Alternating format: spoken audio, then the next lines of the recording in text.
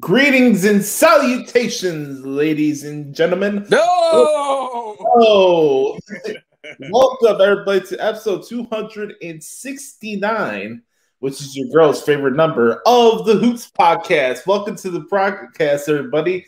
It's yours truly, the nefarious brother Adam, aka Joshie.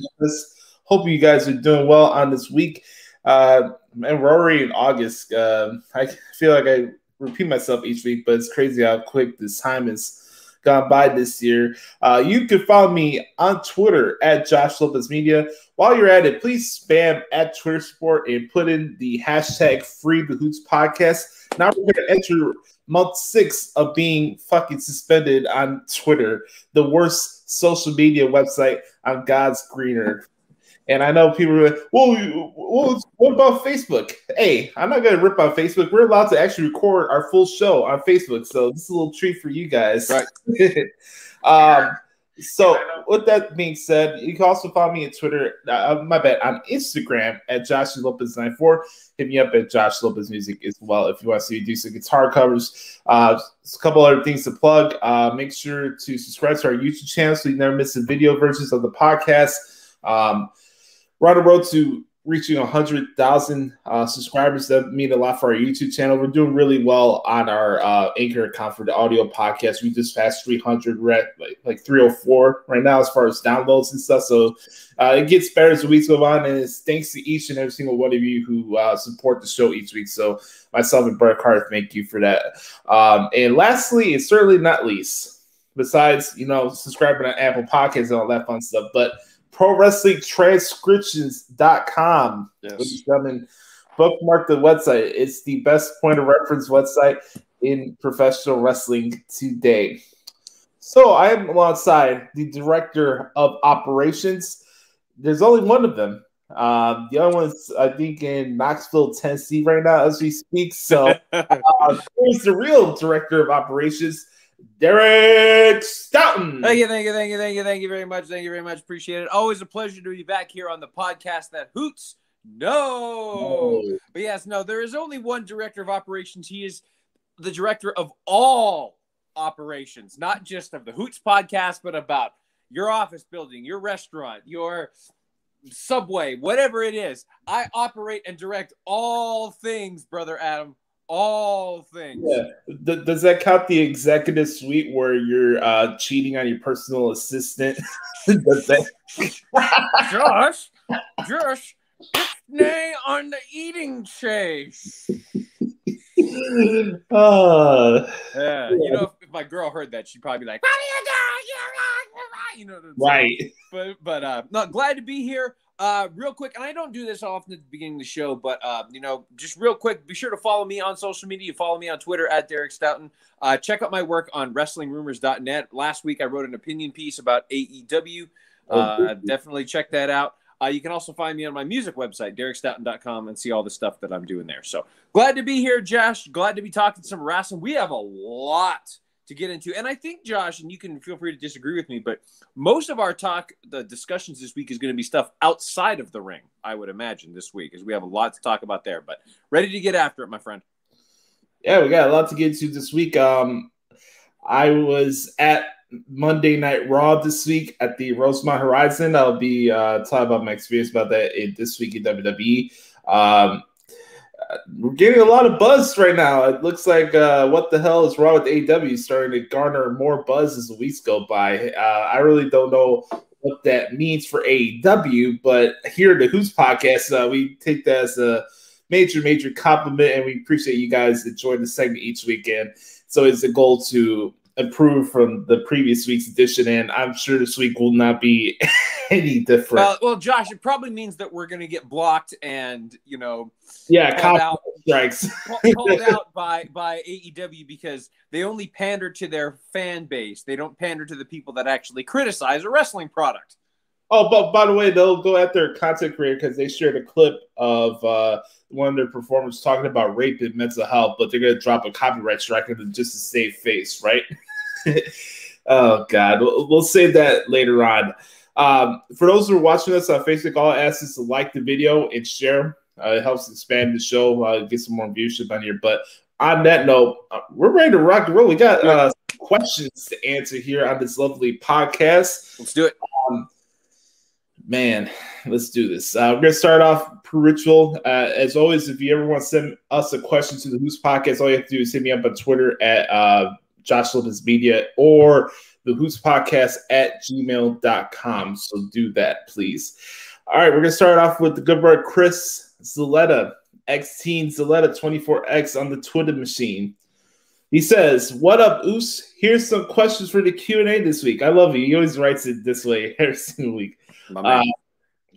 Does Kenny Olivier and Christian happen at All Out or Rampage's first show? I'm going to let Brian Carter go first. I don't know if this match happens because I was thinking about this last night, Josh. Christian Cage is the #1 contender. Great. When is he going to get a title shot? It doesn't matter because rankings don't matter in AEW. You can be 10-47 and earn a title match. Look what happened with Lee Johnson. I can't even I don't know. That's not a great example. Well, but his record is not very good. But yet he won a title match. Everybody got a title match. So, yeah, we're doing #1 contenders matches for other titles from other promotions. We'll say that will happen on a random Dynamite because All Out will probably be this. Chicago's greatest son up against Olivier for the world title, and we'll get into that when we get there. But, hold on, I'm not putting the wrestling boots on. I'm sorry. I'm sorry. My apologies. I should say Chicago's most overrated talent of all time. Oh, here we go. I can't wait to see Taysom Hill rocking up this year. Yeah, but no, I think it's just going to be on a random edition of Dynamite because they're going to do Punk versus Olivier at All Out. I think anyway. Yeah, most likely. You know what, Chris? I'd probably say it's a good chance at Rampage, but also to Brian Carter's point. As far as losing momentum and rankings and stuff, I wouldn't be surprised if Matt Hardy asked for a rematch and found some way to beat Christian. They had some weird thing where he was hanging out with Christian was hanging out with the Jurassic Express and Jungle Boy was giving him weird looks after matches that they won. This little stuff like this, and I was like, is Jungle Boy really going to turn on Christian? I don't know. That came really odd, but hey, Bret Hart, we're talking about a promotion that doesn't have heels and baby faces, right? So that doesn't really apply to them. So why are we even talking about it, right? No rules in AEW, so it's the Wild Wild West. They can do whatever they want, right? Right, but it's a legitimate wrestling promotion, right? Right. Get the hell out of here. I wonder if people are still having a conniption fit over the article piece you wrote last week. That was. I'll have to go back and look. Again, Matt Blaze with the dumbest comment I've seen the entire year last week. I'll have to go back and look. I haven't looked at the comments since our show, but I may have to do that. I was going to do a follow-up this week, but actually, and we'll get into it. I didn't think AEW was too terribly bad this week. It wasn't, anything to go home about, but it wasn't terrible. You can do a follow-up when Punk and Brian show up and they're still drawing the same numbers. Correct. Oh, absolutely. Yeah. Well, no. I've already got my next couple of follow-up articles kind of rolling in the back of my mind. But okay. But it will be. But because I want to stir up controversy in the wrestling world. I want to get people it's so much fun to watch AEW fans defend their product. They do it. They do have. All I have to say, Josh, is just Jericho and Gage and say, defend this. Please defend this on a major television program. All right. Next question we got here is a football question. Okay. He says there's been positive reports coming out of Bears camp around Justin Fields. When is the right time to play him this season? That's a good question. My focus is not on Justin Fields this season per se. My focus is on Matt Nagy because now it's put up or shut up. I feel like the last couple of years, people have been using Mitch Trubisky as a scapegoat to clout the issues that's actually going on with this football team from an offensive standpoint. And it's our coach who's in over his head, and that's where my attention's at. And we'll see how he does with Andy Dalton. Andy Dalton's not a scrub, but he's not an elite quarterback. So this season is about Matt Nagy, whether he's the right person for this job going forward, not about when or not Justin Fields going to play. There's 17 games. I don't know what's going to happen with the Bears. I'm not going to come in here and guarantee anything with playoffs or anything like that. But just for me personally, my attention's on Matt Nagy, not when Justin Fields coming on. Things happen with injuries. It's not like Andy Dalton's never been injured before, so he has to keep your mind out there. But they also got Nick Foles on the roster too, so whenever it's the right time for Justin to step on the field is when it's right for him. I'm not rushing them because they rushed Mitch Trubisky in week 5 because Mike Glennon was a complete and utter disaster back in 2017. So my attention is on Matt Nagy. Well, I would say the only thing I'll say to this, Josh, is that it's widely considered that the Bears had one of the best drafts this past year. So they have talent. There's no question they've got the talent. So you're right. This is the year where they've either got to put up or shut up. Otherwise, Mr. Nagy may be looking for another job. All right. Another sports question here. How impressed are you with the moves the Bulls have made over the last couple of days?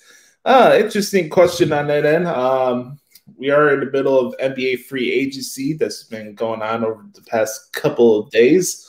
I mean, you turn on a Get Up and they just can't start picking with each other. What else? So I've been generally indifferent with the NBA over the last couple of years or so. I've expressed this to Brother Carter before. Not just because my team has not been playing good recently. It's just the fact that I don't enjoy the style of basketball that's played today, the culture of it, the super team. It's like you look at the Lakers roster right now, it looks like something that you see in an NBA 2K roster. Right. And I don't feel like the sense of competition anymore. But I have liked the moves the Bulls have made this offseason. And it also started when they made the trade for Vucevic during the season. And any way to get the Bulls back into a relevant standpoint is not only good for the city, but it's also good for the NBA because when the NBA was highest, the Bulls were the number 1 team in the country and in the United States. So any way to piggyback and get some momentum back to the organization after the last dance was dropped is something that's really good. I do like the ownership group and the front office group that we got now. Mm-hmm. And I have no idea what Lonzo Ball could do to bring us to another level or DeMar DeRozan, but I have liked the moves they made so far. And the only thing I'll add to that, Josh, is I agree with you about the NBA because now with you. The regular season is basically obsolete. No. But in all seriousness, I mean, there's really no point in playing a regular season now in the NBA, especially when you've got these super teams. Like, if everyone's healthy, it's going to be Lakers Nets. Like, there's no – basically, yeah. I mean, you've got – who's going to top them if everybody stays healthy? So, I don't watch NBA until we get to the playoffs. That's just me. But we'll have to see what happens with that. But we should be good. Shout out to the Snowman. What's going on, good sir? Going on, Snowman.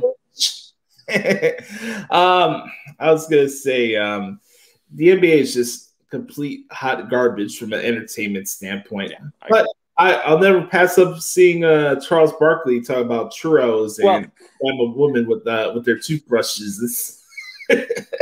Like I said last week, Josh, the best part about the NBA is inside the NBA on TNT. Yeah.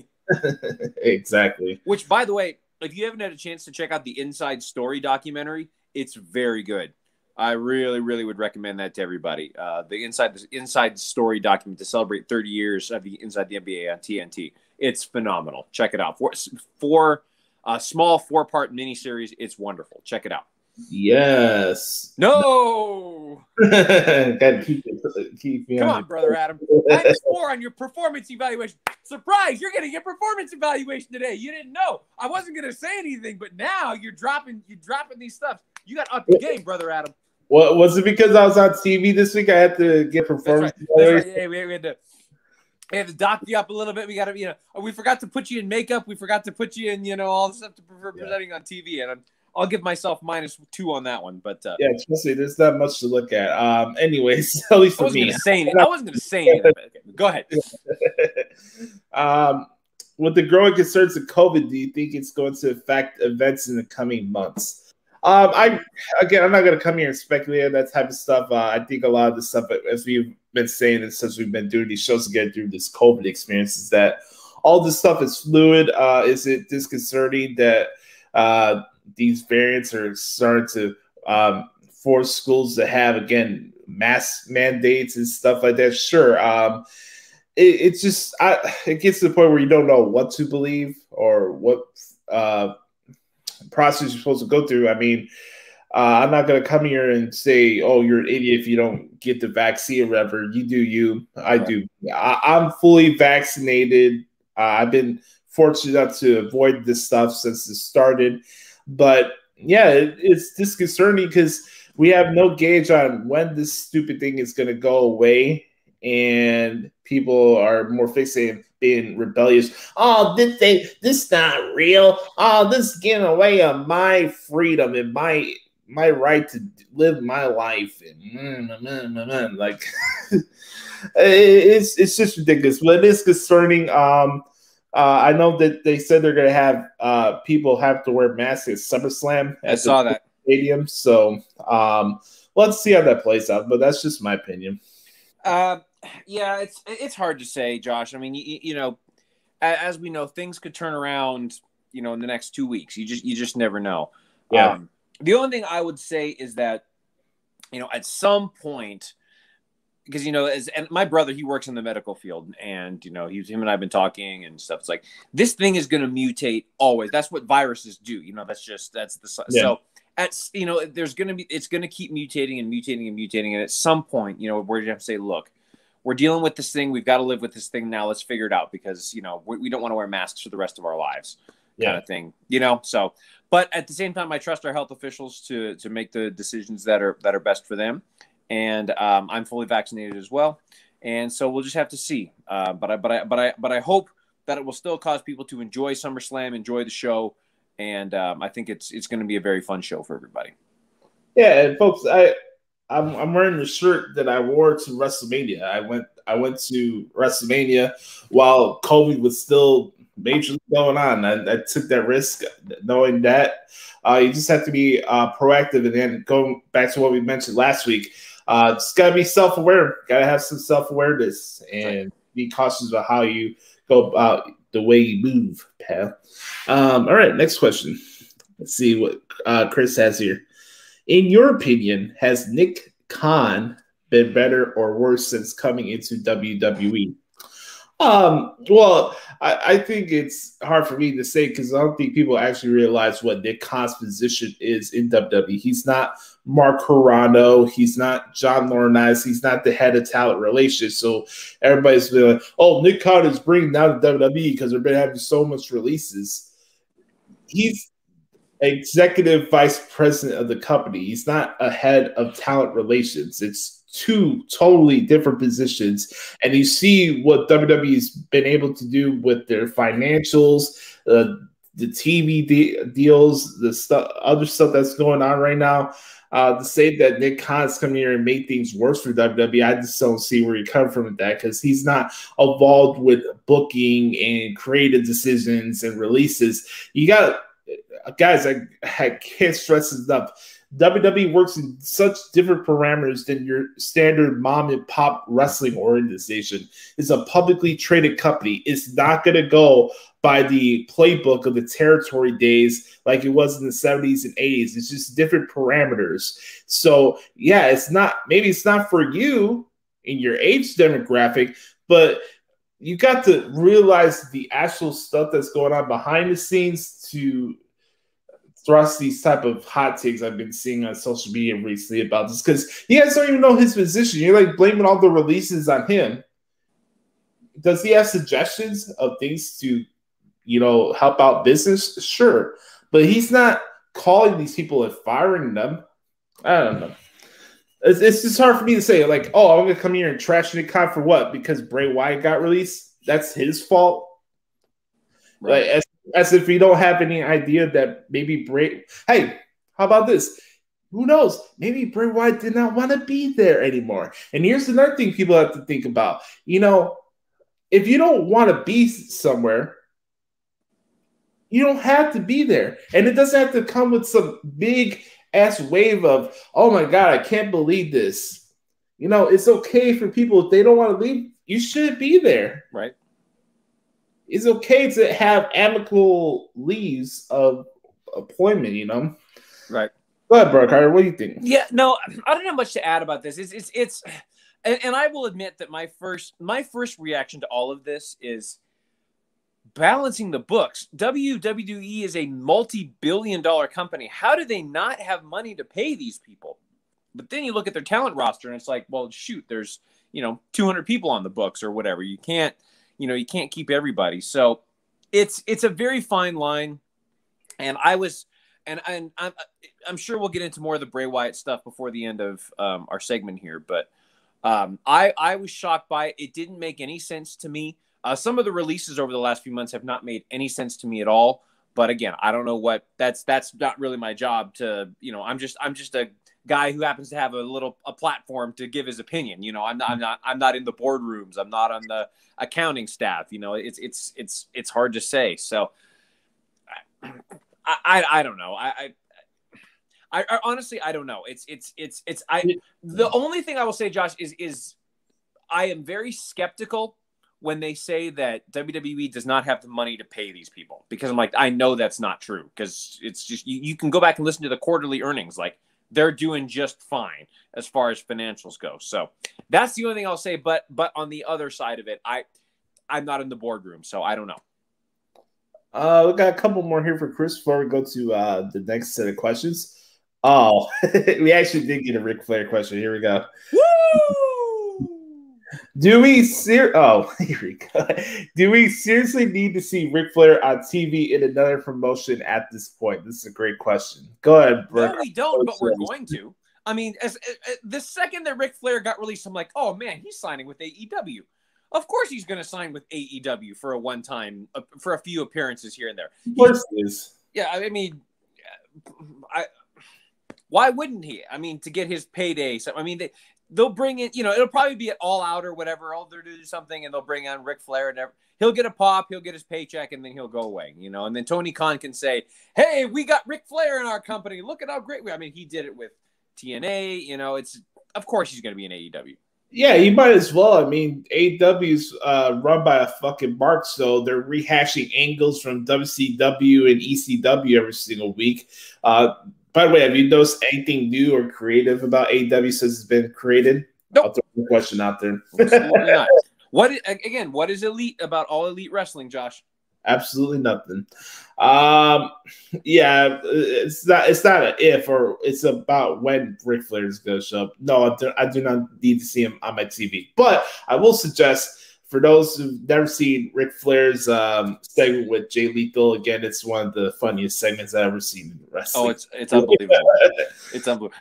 I thought it was funny too, Josh. They released Ric Flair, and then they're showing the Car Shield commercials on Raw.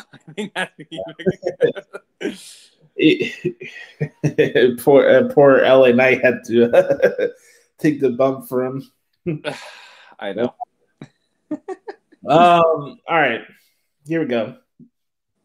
If you're AEW talent and there's more new talent coming in, do you ask to go do some work for New Japan and Impact?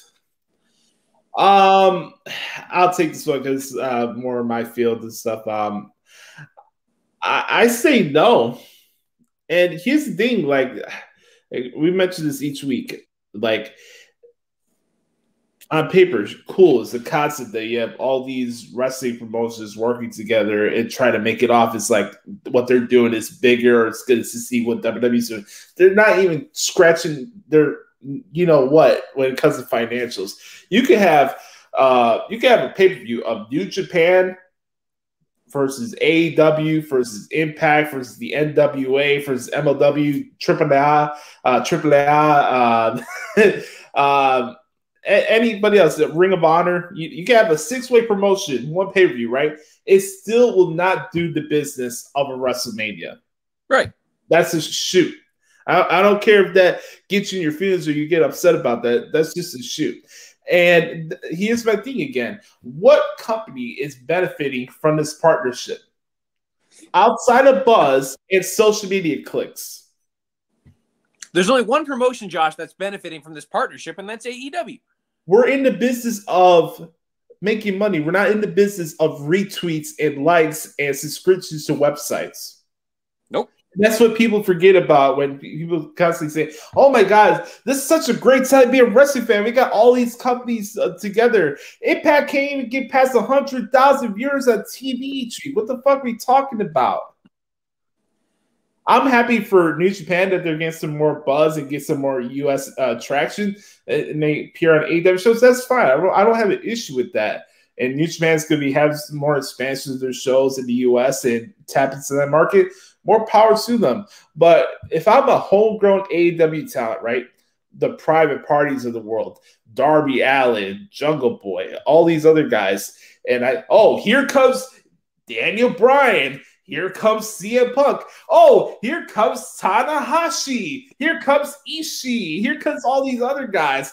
I'm like, at some point, why am I here? Why am I here? Just because going to Impact or showing up in the NWA or showing up anywhere else is not really changing anything for your trajectory because you're stuck in the same bubble. Right. You're in this bubble of, okay, we got all these companies that are into the small niche wrestling mark audience that's never going to take the next step. So I kind of feel bad for the homegrown talent for AEW. I really do. Especially those that I see buried in dark and elevation every single week that they haven't been on Dynamite for months. Like a chick like Penelope Ford, who's really good at what she does and has the looks and has everything you want in a wrestler, but she can barely get on TV. But we got to bring in AJ Lee. We got to bring in all these people from other promotions. It's like, I don't know. It's kind of stupid. What about you? Well, AEW, that's their goal. Their goal is not to develop their own stars. Their goal is to hire whoever is on the chopping block and say, "Oh, we'll use them properly." This is their goal. AEW's goal is to win Promotion of the Year in the Wrestling Observer Awards. Good point. That's right. There you go. That's right. But not necessarily make money, because at some point, okay, so you've got a talent roster of 50 to 60 ex-WWE people. They ain't working for free. No. And I guarantee AEW is not generating the revenue that WWE is. So at some point, the money's going to run out. Unless they're somehow just using AEW as a subsidiary of the Jaguars or something, because like that cash cow is never going to run out with the Jaguars. So, but at some point, that the new promotion smell is going to wear off of AEW in the next 4 or 5 years. But guess what? All those WWE talent still is going to want to get paid. Yeah. At some point, something's got to give, whether those morons can see it or not. There's going to be a conflict of interest, and let's not forget, you still have the boys in EVP positions. You're just going to get yourself into murky waters, but this is what happens when you have a Mark as the owner of a wrestling organization. Indeed. Anyways, thank you, Chris, for the questions. I appreciate you, brother. He had his last question was something that was going to tie into something that Sam asked, so I wanted to bunch those together. But we just did get a new question from our friend Mike at Main Event Swerve. I just saw that, yeah. Friend that we met in New Orleans for WrestleMania 34. That was really cool. Dude. Awesome guy. He says, I had a question for Hoots. By the way, what is your favorite cornet wrestler nickname that you guys have for the Dynamite reviews? Mine's easy. Don Phallus. Because he looks like a giant penis that talks. Oh. Mine is Phallus. Yeah, mine is Harpo McFingerfuck. Uh-huh. That's a good one too. Yeah. And can't go wrong with Buck Hogan. Buck Hogan. Oh god. Balding Buck. God. They were awful again this week. We'll save that. Sorry. Okay, yeah, sorry. Yeah, we could do a whole what the hell is wrong with AEW, so just talking about the nicknames for this show. We gotta come up with some new ones for ourselves. I came up with one yesterday for Chris Jericho. I don't know if you saw that, but I'll let you know. All right. Going back to the questions here. Shout out to Sam Pioppo, the good brother at Second City Sam. Thanks for the shots for what the hell is wrong with AEW this week. Yeah, man. Love the support, Sam. Thank you very much. His question, first one here, is tied to what I was mentioning earlier with Chris. What differently could you have done with Bray Wyatt before you got released? I still think, Josh, that the Fiend character, and I'll openly admit I do not understand this release. I've vehemently said I think that the Fiend character is one of the most ingenious characters of the last 10 years. I think the character had the potential to be the Undertaker of our generation as far as the type of character and the potential longevity of the character. I'm not comparing the Undertaker and the Fiend, because that's two very separate characters. But I believe that the Fiend and just Bray Wyatt himself is one of the most creative, talented wrestlers in the world. And I don't understand the release. The reports that I've read said that it had nothing to do with what Bray Wyatt did wrong. It was just that for budget cut reasons, whatever. And I'm like, okay. So for me, I would have given him more of a world title run and given him an opportunity to work with some more characters, because I think that he's not only worthy of that, but he's fantastic he can work with anybody. He's a fantastic in-ring performer. Obviously, his promo skills are amazing. His character gimmicks are always terrific. So for me, I would have done more with Alexa Bliss, and I would have given him a more world title run. Now, to be fair, perhaps the pandemic kind of ruined it a little bit, because there's only so much you can do in the Thunderdome with Bray Wyatt, I suppose. And they did the best with the production matches and stuff, and they did with the Swamp with Braun Strowman. That was all kind of cool. That's where kind of the whole Alexa Bliss thing started, which I thought was really cool. Yeah. So I would say that what they could have done with him was given him more of a world title run, and just allow him to do more with Alexa Bliss and kind of develop that a little bit further. Have Alexa Bliss win a women's championship while under the tutelage of the Fiend. You could have done something with that if they were both champions. So I have a feeling that we will see the Fiend back in WWE someday, once he collects his payday from AEW and then moves on to that. But once the books get all figured out and we get back to normal, they'll bring Bray Wyatt back, I would imagine. I don't really have much to add on to that. Well, what I will say is that for me, I feel like when it comes to Bray as a character, whether it's the Fiend or as the buzzer guy, I just feel like for me personally, I never see Bray as a guy that needs a world title run to constitute his character or his standing on the show. I get it. Mankind was a world champion, but it wasn't long or anything like that. For me, Bray Wyatt's creativity and what his performance is as a performer is so superior to, here's your prop to hold for a couple weeks just to give it to the next flavor of the month, Sure, you can come up with a gazillion things to do with Bray Wyatt. My thing is that, go back to what I said, it's like I don't feel like the world title. I just think you need the championship, and I think a lot of people got so fixated on that over the last couple of years, where that started to affect his buzz and his reception and everything. It's like, oh, he has to be the world champion. Like, I don't know. It's unfortunate. I'm not going to come here and speculate what the reason is or anything like that. I'll just say is that I really enjoyed covering his journey, transcribing his matches, his promos and stuff like that. I wish he's in good spirits, and his chapter's not over, and I wouldn't be surprised if he came back to WWE one day. So for me personally, for a creative standpoint, you could say anything. You could bring it back to being the buzzer guy. God knows what, but what if Bray Wyatt was the manager of Raw?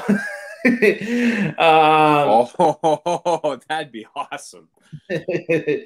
So this is a bunch of ideas good done, but We'll see what's next for Bray Wyatt. Honestly, I wouldn't be surprised if he came in with the Dark Order. I hate to say that, but because AEW is going to pick what? It's most likely the case. Because AEW is going to pick him up. Of course, they're going to pick him up. They have an unlimited checkbook. Of course, they're going to pick up Bray Wyatt. I guess they have unlimited spots and rosters for a 2-hour show. Is Rampage going to be a 1 hour or a 2-hour show? 1 hour show. So basically, by the way, why we need 4 people in an announce booth for 1 hour show? Hey, if it gets Excalibur off Dynamite, I'm good with that. I guess. All right, next question. Do you believe Tony Khan wasn't aware of Max Caster's rap until it aired? Sam, I'm going to answer that question. And what the hell is wrong with AEW? Because if I answer that right now, I'm going to pop a blood vessel. Okay. So I'm not going to answer that right now. Let's see. Oh, we got a Bears question here. Andy Dalton, according to all reports, is also having a good trade camp so far. Do you see a scenario the Bears making the playoffs with him under center? Well, if everybody thinks Mr. Trubisky is the worst quarterback in the league, he brought the Bears to the playoffs last year, so I don't see why Andy Dalton cannot bring them to the playoffs this year. Look, I am not buying the Packers. This stuff with Rodgers is going to have lingering effects going into the season. I understand he's a great quarterback and all that, but sooner or later, egos and stuff like that is going to get in the way of the team, and I do not believe the Packers are making a 4th consecutive appearance in the NFC Championship game. They might win the division, but I'm not buying the Vikings. I'm not buying Kirk Cousins. No shot. I mean, Justin Jefferson's a good player and Dalvin Cook and stuff, but besides that, I'm not buying the Vikings. And God knows what the hell is going on with the Detroit Lions and Dan Campbell, who looks like he wants to audition for a professional wrestler. I don't know what's going on with him. So I don't see a part where they can't make the playoffs. I mean, they added the extra seed, right? So we'll have to see. I don't think it's a long shot. I'm just gonna say, Josh, watch out for Tampa, man. I hate to say it, but Tampa won the chip last year, and they're bringing everybody back. I mean, if they can keep developing their chemistry, watch out for Tampa. It's going to be a very interesting year in the NFL this year. Watch out for – we'll see how Trevor Lawrence does if he makes the transition. Well, did you see that there was a huge brawl at the end of the Giants? Brought me back to my football days. Yeah. So I don't know. So we'll see. I'm very excited about the NFL season, Josh. I have no idea what's going to happen, and that's what you want. You want an NFL season where you don't know what's going to happen because it makes the games week to week worth watching. A huge difference between that and the NBA is it's like there's really no point in turning into the NBA until the playoffs because you know who's going to get in because of the super teams. So yeah. For me, nothing is better for me than professional wrestling, but football, NFL football comes second to me when it comes to that from the entertainment standpoint. We got real quick, Josh, remind me, are you a fantasy football person? I am. I'm not I don't play it every season, but I do enjoy it. I'll throw this out there, Josh, and I'm kind of going off the cuff here. If anybody would, maybe we could do a Hoots podcast fantasy football league, another great way to interact with the fans. So if that's something you're interested in, hit me up on Twitter at Derek Stoughton, and we'll see if we can get together a Hoots podcast fantasy football league. I think that'd be kind of fun. Yeah, we could do that. If not, we could do a Hoots podcast pick'em league. That'd be fun. See who's right or wrong, pal. Yeah, no. Oh. We got a new question from Mike here. He says, are you over the whole Astros cheating scandal from 4 years ago yet? Also, what will it take for fans overall to finally get over it? Does Altuve have to retire? Do they have to change cities? What will stop the Astros hate? I don't really think about it. I do know that it happened. I don't think that's cool. But my issue is not the fact that they cheated. My issue is the fact of the consequences or lack thereof of consequences. It's like Rod Rod Manfred, the commissioner of baseball, kind of tossed it to the side as consequences for the Astros, kind of like Tony Khan kind of tossed it to the side for consequences for Max Caster this week. That's how I'll compare it. They'll mention it, but is there any real substantial consequences? And, it's one thing to save face and talk about it, but what's your actions? So, it's really something I really don't think about. I mean, I still look at the team, and they still find ways to around the playoffs every year, so it shouldn't be affected that bad. Right. It's hard to say, Josh, because, again, I think part of the problem, too, is that baseball just doesn't get as much mainstream media attention as other sports. So you know about it, but unless somebody brings it up, it's, I think they were talking about this on First Take not too long ago. The only time you really hear about baseball is if there's a scandal or if there's cheating or something like that. While Shohei Ohtani is having one of the best seasons in the history of Major League Baseball, as far as not only as a hitter, but as a pitcher, and nobody's talking about it because baseball just doesn't get the mainstream media coverage that it once did. So it's unfortunate for the sport. I will admit that I don't follow baseball. I don't mind going to baseball games. Baseball games at the park are actually very fun. And I enjoy whenever I get to do that. But I don't follow baseball that regularly. I know, Josh, you have a couple of teams you can follow in Chicago. So I know you're more of a White Sox guy. You're not a Go Cubs Go person, but absolutely not. But you want to catch me in Swampville. That's what I call Wrigleyville. I call it Swampville. Now you will say though that it's if you've never been to Wrigley Field, going once is cool, right? To say that you've been and. Yeah, I mean, for historical purposes, you want to see the signage and stuff like that. But once you walk in there, you can't wait to get out. Good to know. Sam's super pissed as he's listening to this right now because he's a big Cubs fan. I apologize, brother. All right. Speaking of Sam, let's get back to the questions here. He says, most underrated Intercontinental Champion of all time. This is an easy answer for me. There's only one. It's The Miz. Oh, good call. That's tough. I'm gonna have to think about this one. Was Damian Sandow ever the Intercontinental Champion? No. All right, I'll go with The Miz too, but I'm gonna have to think about this because I'm sure another one will come to my mind. Would Dolph Ziggler raise your attendance or no? Yeah. Well, I don't know. Ziggler is kind of an anomaly talent anyway. That it's just has got all the makings of an elite superstar, and I mean that in a good way. But has Sheamus ever become an Intercontinental Champion? I don't think so. No, I think he's only been a U.S. champion. Yeah, if he does, I think he might become a Grand Slam champion then. Miz is the only. For me, I think it's The Miz. I think Miz is a better Intercontinental champion than Chris Jericho was, especially when it comes to world title reigns and just title reigns in general over the last 5 years. I think Miz and what he was doing on Raw a couple years ago with the IC title is one of the best stuff in the entire industry. Yeah, and, he's the one that brought reverence back to the title.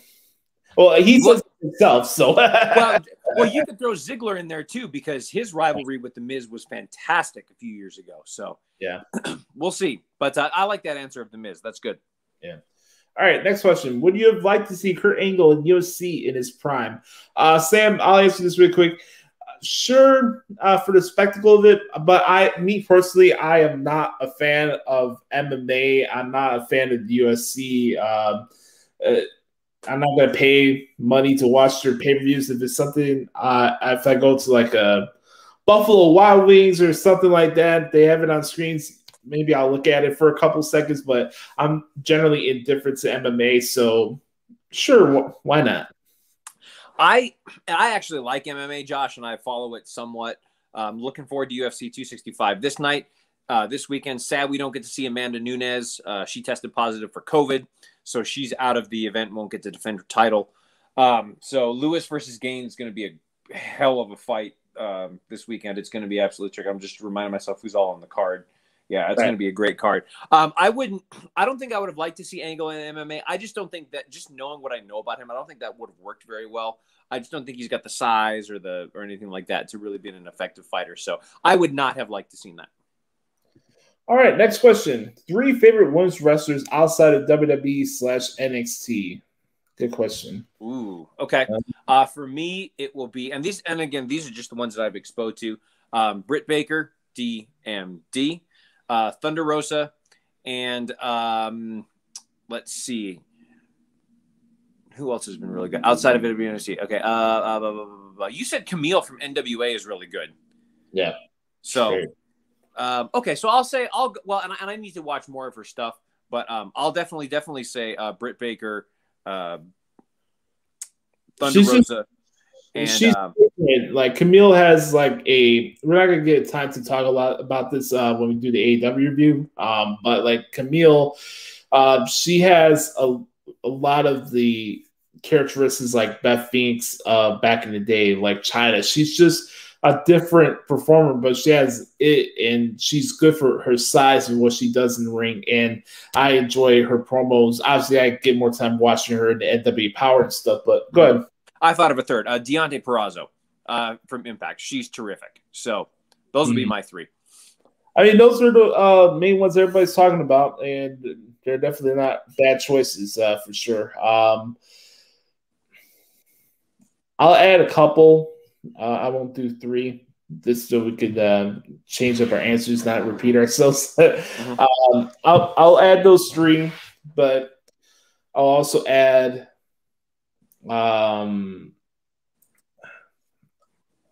Kiera Hogan from Impact.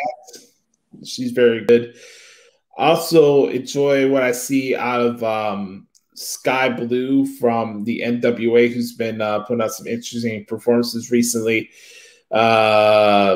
Jordan Grace, of course, can't go wrong with her from Impact. She's really, really good. I mean, that whole knockout division is good in their own way. Chelsea Green, Emma, or Tennille Dash, whatever you want to call her.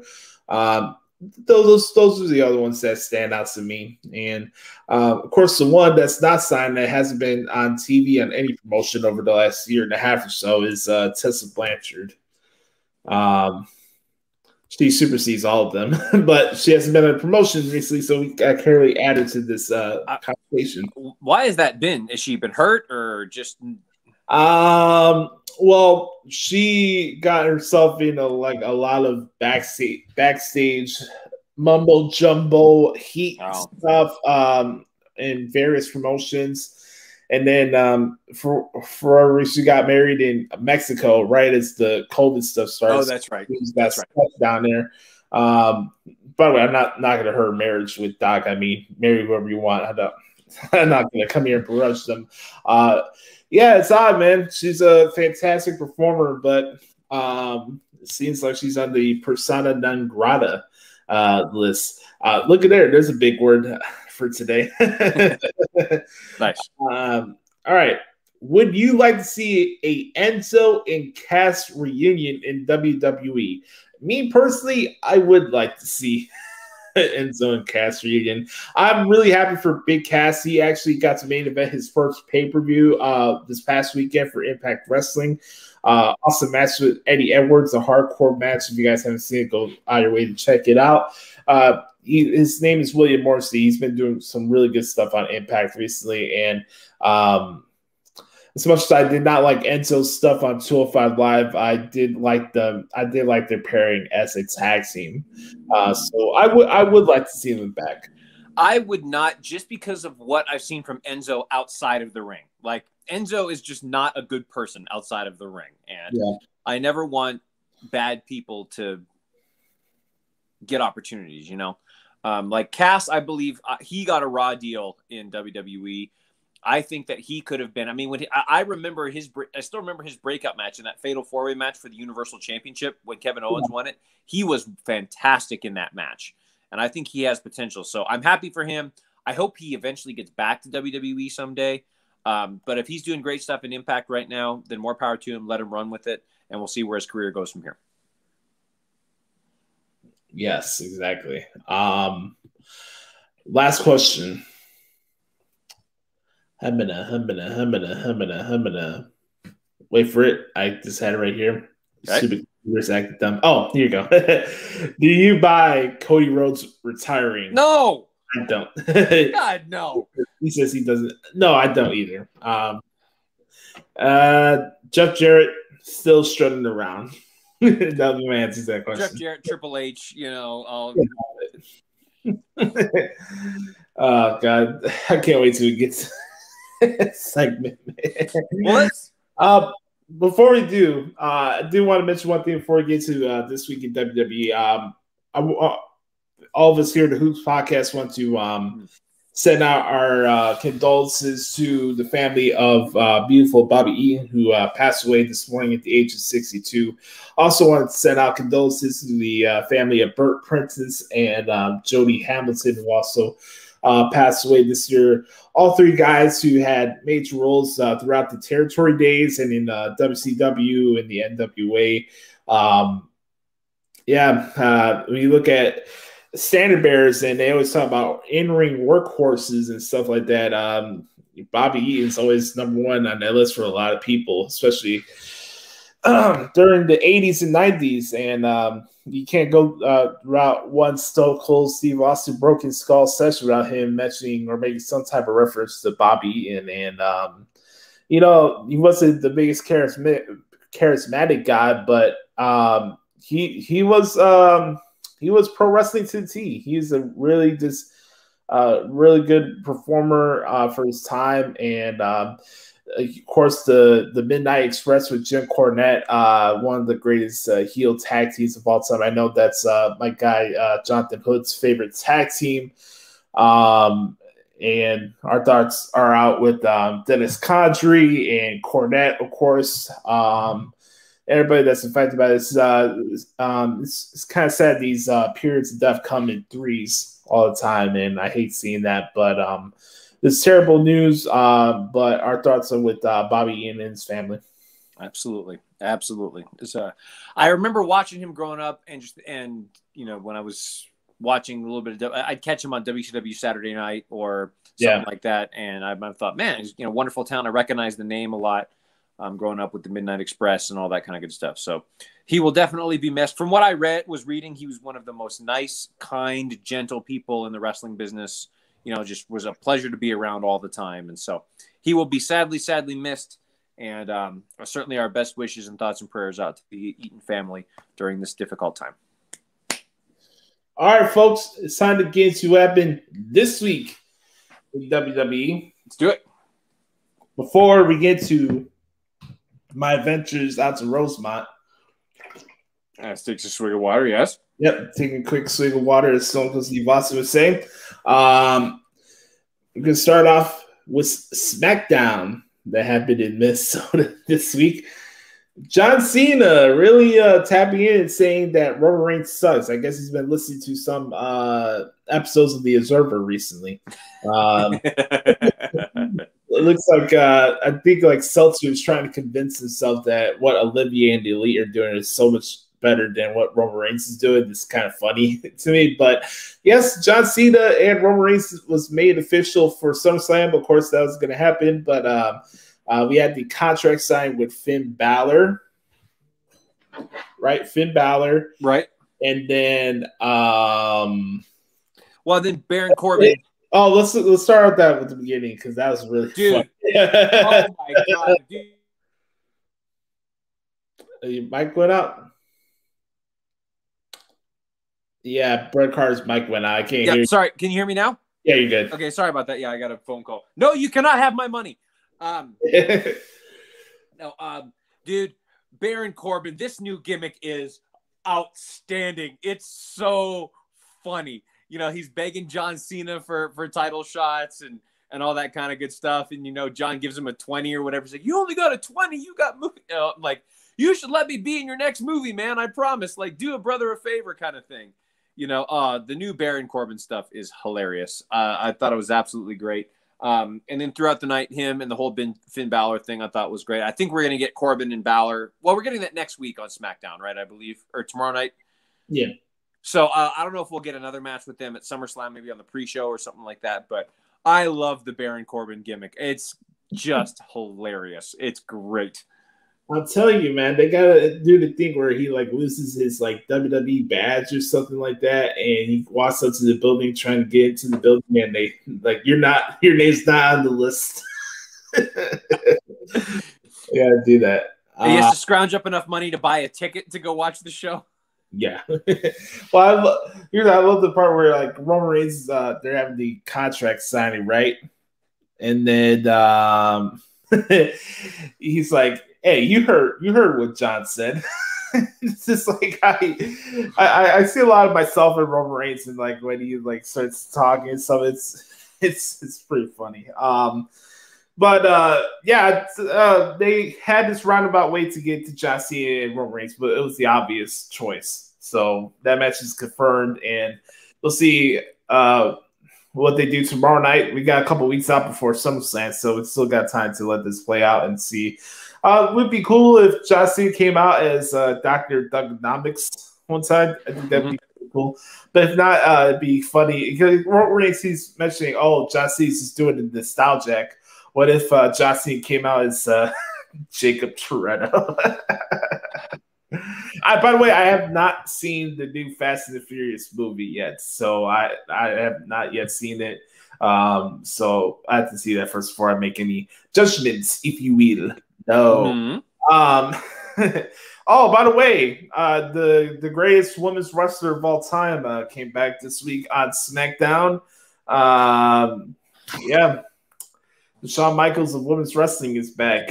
Sasha Banks. For those of you who can't see, Josh, for the people that listen to audio versions of this, I'm sticking my finger in my mouth and going about the Shawn Michaels of women's wrestling. That's a freaking joke. Now, okay. Yes, yo. I'm a draw, yo. I'm the biggest thing that ever happened, yo. Okay. Now, let me say this, Josh.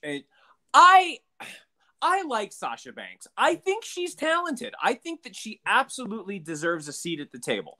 No question that Sasha Banks is a top female performer in the world. And I don't think anybody would argue that. I wouldn't. No. But to say that she's on the level of Charlotte, she's not there. She's just not there. And I don't get this. Oh, is it fair to say that Sasha Banks is overhyped? Yes. Okay. And yeah. Again, right. And again, please don't misconstrue my words, Josh. I think Sasha Banks is fantastic. I do. I think that she is an excellent performer. I think she absolutely deserves to be in the conversation of among the top female superstars in the world. I would put her in there, but she's not, okay, I'm sorry, but she's not a Charlotte. She's not a Rhea Ripley. She's not, Becky Lynch. Right, exactly. She's not in that upper echelon, but for whatever reason, she's got this cult-like following on Twitter, which means she'll probably end up in AEW. Yes, yeah. So I don't know. I will say though, Josh, man, she was looking slamming this week with what she did with her blue hair, like kind of the fade into the blue hair, and she was looking slamming this week, and she had a good match. She had a good match to help close out the show. But I don't think her looks has ever been a problem for me. I mean, Stevie Wonder can figure out that she's hot, but like. For me, like to your point, it's a lot of it's the in-ring stuff for me, and also I don't think she's that great on the mic. To be honest with you, no, you can't pick out a lot of great female talkers, but I can pick out one, Josh. Yeah, we'll get to that. But like for me, I watched Sasha Banks, and I just find her wrestling style to be generic. Like it's hard for me to mark out for somebody who just does meteoras, arm drags, and hurricanranas. I see it literally on every show from every performer, whether it's female or male. And it's like, there's nothing else about her that stands out to me. Like, she has the entrance, she has a presence, she has all the looks and stuff like that. But when it comes to the in-ring action and the stuff from storytelling, it's just there. It's like a hit and miss with me sometimes. Like, you have to have her with the right opponent to have that meshing chemistry that she had with like Bailey, right? Right. But like besides that, like when you have a match with her and let's say Carmella or Sasha Banks against Liv Morgan, is that something that you're rushing to your TV screen to watch and you're like fully sucked into? No. Right. And yeah, she does have a cult following because they'll tell you she's the greatest TV draw of all time and she's the GOAT and all this stuff. And like, more power to your opinion. But for me, as far as her being the GOAT, I just don't see it. She was great. And I don't know, Josh, if you've had a chance to see. Sorry, I was there for WrestleMania. I saw Bianca and Sasha in person. It was a great match. But I don't know. I feel like my takeaway from it is that Bianca has more of an it factor all around package than Sasha Banks does. I would agree. I get it that she was in Mandalorian and all this other stuff, but when it comes to professional wrestling and the it factor, Bianca runs circles around her. Right. Well, maybe that's where Sasha's going to end up going. Maybe she's going to end up going the acting route because she was good in The Mandalorian. You know, and if you've had a chance to see that, she was great. So maybe that needs to be the avenue for her. Maybe she needs to get into acting because I think she could do a great job at that. So I don't know, but you know, on a positive note, you know, having Sasha Banks and Bianca at SummerSlam is a good mini box office match to have at the stadium show. So I don't have a problem with that. Yeah, no, I mean, and we're going to get into this, Josh, when we get into Raw. But so many people are pissy about the SummerSlam card, and it's like, you do realize this is one of the major pay-per-views of the year, right? And you've got to have these major box office matches to hype up the card. I actually wrote this down in our description for today's show about forecasting the SummerSlam card. You mean to tell me that people are white about Roman Reigns, John Cena, Edge, Seth Rollins, and Sasha Banks, and Bianca Belair? That's what we're doing right now? Right.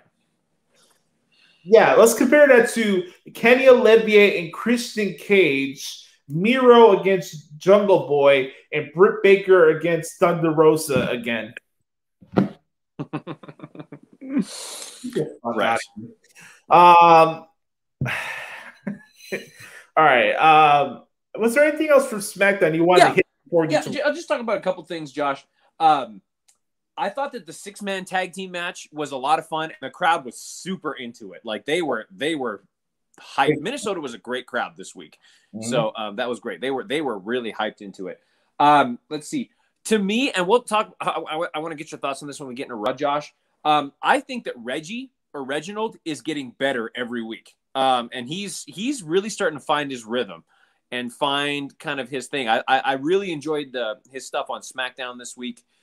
And it was great getting into Raw, his whole match with Akira Tozawa. We'll get into that eventually. But so I think Reginald's getting better. Dominic using the same trick that the Uso used was a nice touch. I enjoyed that. And Roman Reigns positioning and sitting himself at the head of the table for the contract signing was a really nice touch. So that's great. I felt bad for Finn Balor. I hope Finn Balor will get a Universal Championship match once we get past SummerSlam. So sometime in the fall, I'd love to see Finn Balor and Roman Reigns maybe at like No Mercy or you know, the October pay-per-view event. I think a Finn Balor versus Roman Reigns could be a great match for the October pay-per-view. Getting into or maybe at the December pay-per-view, but we'll see. But overall, I thought SmackDown was a good show this week. It's some ways I look forward to SmackDown more than I look forward to Raw every week now because of obviously the head of the table and Pat McAfee, dude. I look forward to Pat McAfee every week. That is elite commentary right there. And he's been doing it for what? 3 months? Like Pat McAfee, that's elite right there. But you're not alone in that. SmackDown's definitely the A show. Let's get to Monday Night Raw. First, I was really excited, because this is our first show we had in Chicago in about a year and a half. So the fact that me and my uncle Jeremy, who I went to the show with, who's sitting next to me, we were able to. We didn't spend a lot, but we got a good deal where we were able to sit right by the barricade, right by the entranceway. So this was my first time being that close to a WWE ring. Now, I've been close to real wrestling rings before. I've been to the VFW halls and bingo halls and stuff like that for independent wrestling shows. I went to the Berwyn's Eagles Club for the AEW shows here in Chicago. But just to take in the experience of seeing a WWE show that close in person was something I was just really excited and grateful to do, because to see that in person just that entire night. I got a question about this earlier from Pat, like, what was my overall experience for being the show? I'll tell you right now. And this happens every time I go to a wrestling show, but especially a show in Chicago. Each time I go, I get more motivated to one day sit behind that announce desk, behind that ring, inside that building, and call it a wrestling show. And, just a lot of the experience of anytime you go to a wrestling event, it's always different than what your interpretation was from a TV version. And with what happened on Monday, if you're watching it at home, I can see why maybe you felt like this show didn't have much to offer to you. But for me, I had a really, really, really good time at Raw this week. I did.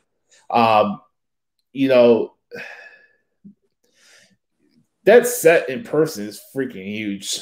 Even seeing Omos coming out of there was a sight to see. Dude, we'll get into that. Go ahead, but I just. Yeah, but I want to start off with this one. The funny things that was not on air. So when Miz and John Morrison came out, freaking Miz started peppering Byron Saxton relentlessly with the dripstick. Like they shut the lights off the and I seen he's like boom, boom, boom, and Sam's like and it's like I thought Saxton was about to like quit and jump off the concert, and that's how set he was. It was pretty funny, but you guys missed it. Miz drenched Byron Saxton with the dripstick during the commercial. Excellent. Maybe you could tell why Saxton gets super excited whenever he gets beat up or whatever. So, yeah. So overall, for me, I had a really good time, and it's just a lot for me when I go to these shows. It's just the motivation to actually work in the wrestling business. I'm in the position now where I get to cover it each week, but anytime I go to a wrestling show, it's like I have to be behind that announce desk, and I will one day. And it's always interesting when you go to a show and you're having a good time, and then you press that little bird app, and you think it's the worst episode of Raw of all time. So I'm going to pass it out to Brother Carter and let him tell me what he thought about Raw this week. What I'll do, Josh, and I was thinking how I want to do this. I'll run down kind of the things I thought from Raw, and I want to get your reaction to it from what it was live, because I think that'd be great. So, by the way, if you get a chance to watch Raw, when you see the entrances out, you can clearly see Brother Adam multiple times on the show, so definitely check that out. He especially gets a lot of TV time when Nikki ASH comes out for the main event, and just kind of she stands there for a little while, and you can see Joshie smiling, he's clapping, so it's awesome. You got your time, Brother Adam. It's a sign of things to come. I love it. Okay, so we started the show with the Goldberg promo. I actually thought that the Goldberg promo was fine. He sounds like an insane, rambling old man that could kick your ass at any minute, It seems to me, from where I was from, that the crowd wasn't buying it for whatever reason. They weren't into the Goldberg promo as live. That's what it came off to me on TV. How was it live? I had somebody message me. Oh, did they pipe in Goldberg chants? No, they were chanting Goldberg big time. Let's get the elephant out of the room. I was at the original Hijack Raw show when CM Punk quit the WWE. If you thought the CM Punk chants and the we want white chants were hijacking the show, that was like watered down compared to the original Hijack show I went to. So let's get that out of the way. But You know, it was hard to really hear what he was saying. I will say this: when it comes to a live event experience, it's hard to hear the promos. I don't know if it's a thing where they don't want to over oscillate the in arena speakers because it probably come off bad on television. But it's hard to like. I had a hard time hearing what he was saying to Lashley, and then to the part he was like. You walk into like he's talking about Lashley walking in like he's a gladiator and stuff like that. And he's like, one thing about Goldberg, it doesn't matter if I'm 35, 45, or 155. I heard that part. He's like Goldberg. That was great. So I thought that was good. So I saw your point there. And then when I did the transcript, when I watched it back when I got back home, yeah, I thought the promo was pretty good. I also liked MVP's promo before Goldberg came out. And then I had to do a double take as I was at the ringside area. I did not know at first that was Goldberg's son. I thought that was just some kid that he was saying hello to or whatever. But think about that. That's the same kid that was in the ring after Goldberg beat Brock Lesnar and the growth period like that. And then I think you guys also saw me there. Like I knew that Goldberg was coming back out when MVP started talking sex. I was like, oh boy, here we go. I gotta get out. Here we go. Right. And then right in cue, boom, here's the spear on MVP. It was pretty good. That's awesome. No, that's great. Yeah. I wrote down it took longer than I thought for the CM Punk chance to start. I figured they would start earlier in the night, but well, Chicago for a reason wanted to waste their breath and energy on CM Punk chance during the main event before the show goes on air. So I don't understand that. But okay, they try to. Chicago always tries to put themselves over. Josh, yeah. Listen, if y'all want to chant Punk, just go to Rampage in 2 weeks from tomorrow. Trust me, you'll get to cheer your brains off for CM Punk because there's no way he's not going to be there on August 20th. For the love of God, and I say this every week, Josh, please, please, please get Shayna Baszler away from Nia Jax. Like, yeah, I was really hoping that was the night that she was going to turn on her. The crowds, it was like you see momentum for like they were chanting for Shayna. I don't know if that came off on TV, but yeah, for sure. I have to say this though. I thought Rhea and Nia had a pretty good match for what it was. I was not expecting a lot of it. I've made my thoughts clear and my feelings on Nia Jax, but I thought for Monday it was a good like momentum shift in a positive light for Rhea Ripley. So I thought that was good. For sure. No, that was great.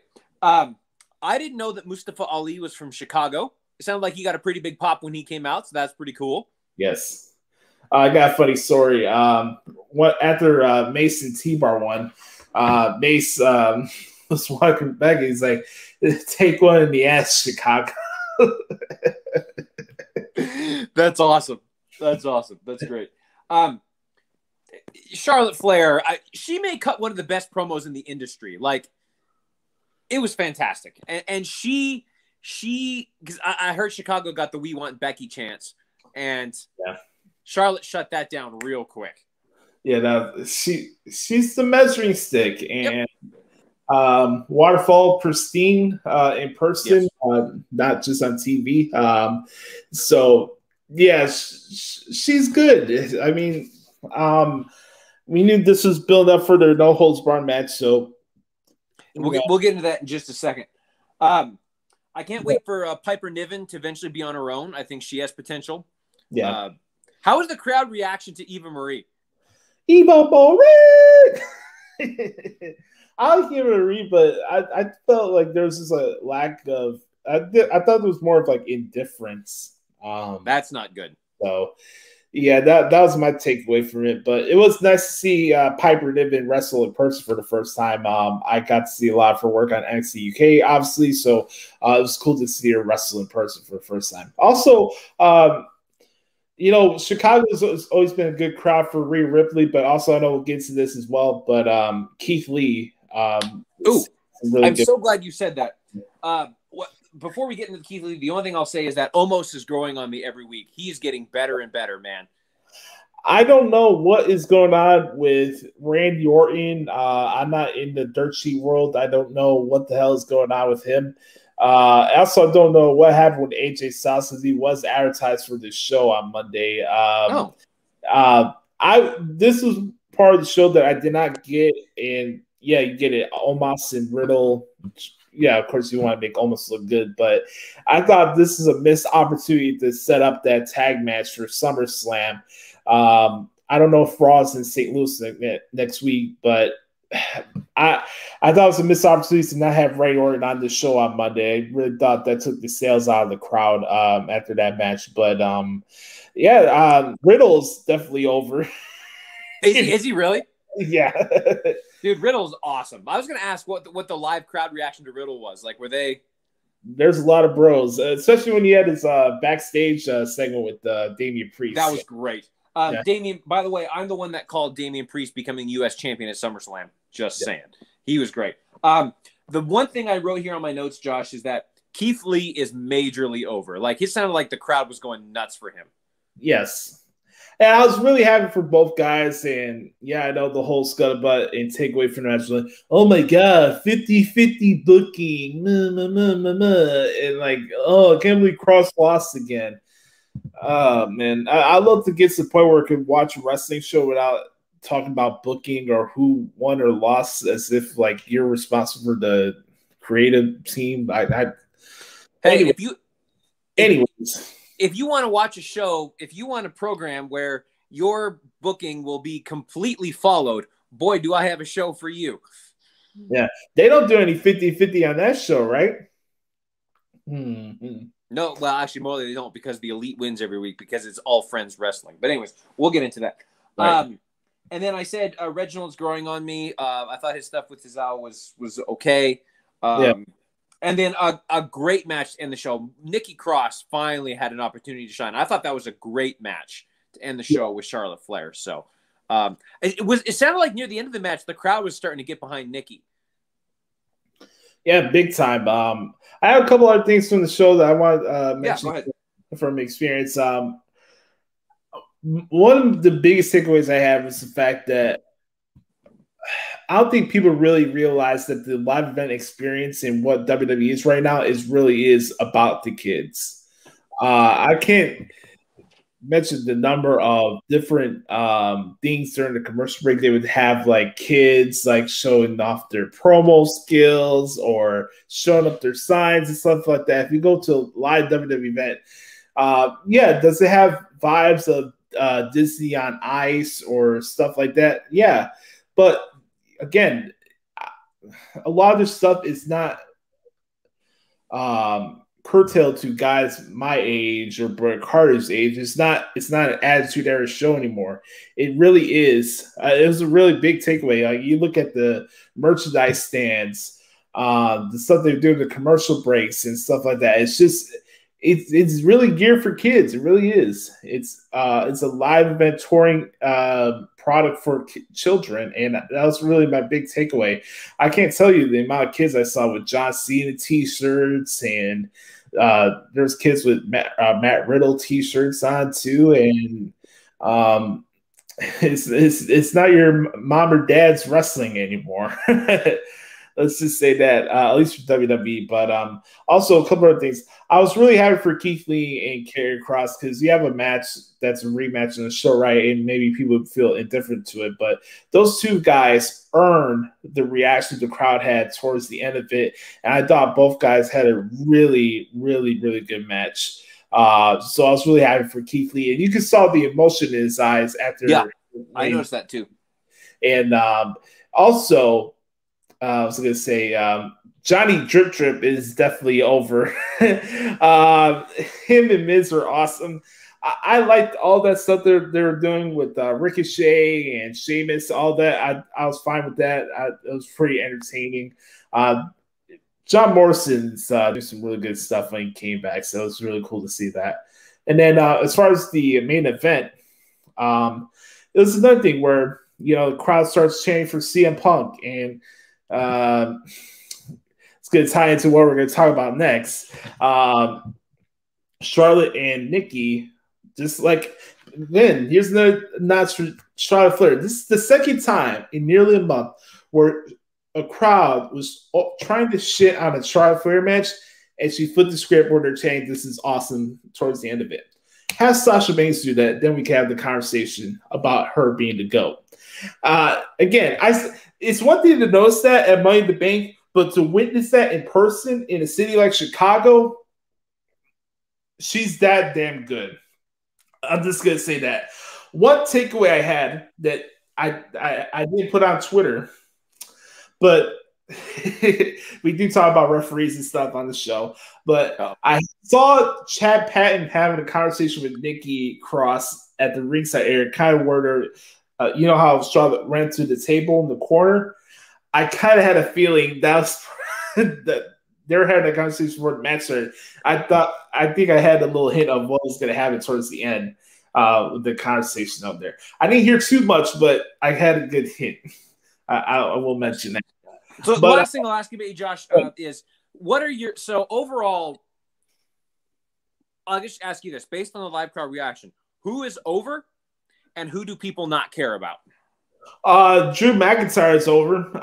Much to the dismay of Twitter, he's definitely over. For me, I was kind of surprised. I didn't think people were indifferent, but I didn't feel like a big rumble for Lashley when he came out. I was kind of surprised by that. I love his graphics on TV, but you don't really see a lot of that in person. Obviously, it's a lot of LED stuff. So, I mentioned earlier about Eva Marie being getting no reaction in the crowd, kind of similar to Tamina. More specifically, that match. Let's see what else. Cross got a good reaction. That was cool to see. I thought the TV version was kind of quieter than what it was in the arena. And then wasn't there anybody that was like, "Oh my God, nobody's getting a fly rip about"? I was kind of surprised that the New Day was not part of this broadcast on TV because they got a big pop because they were in the dark match.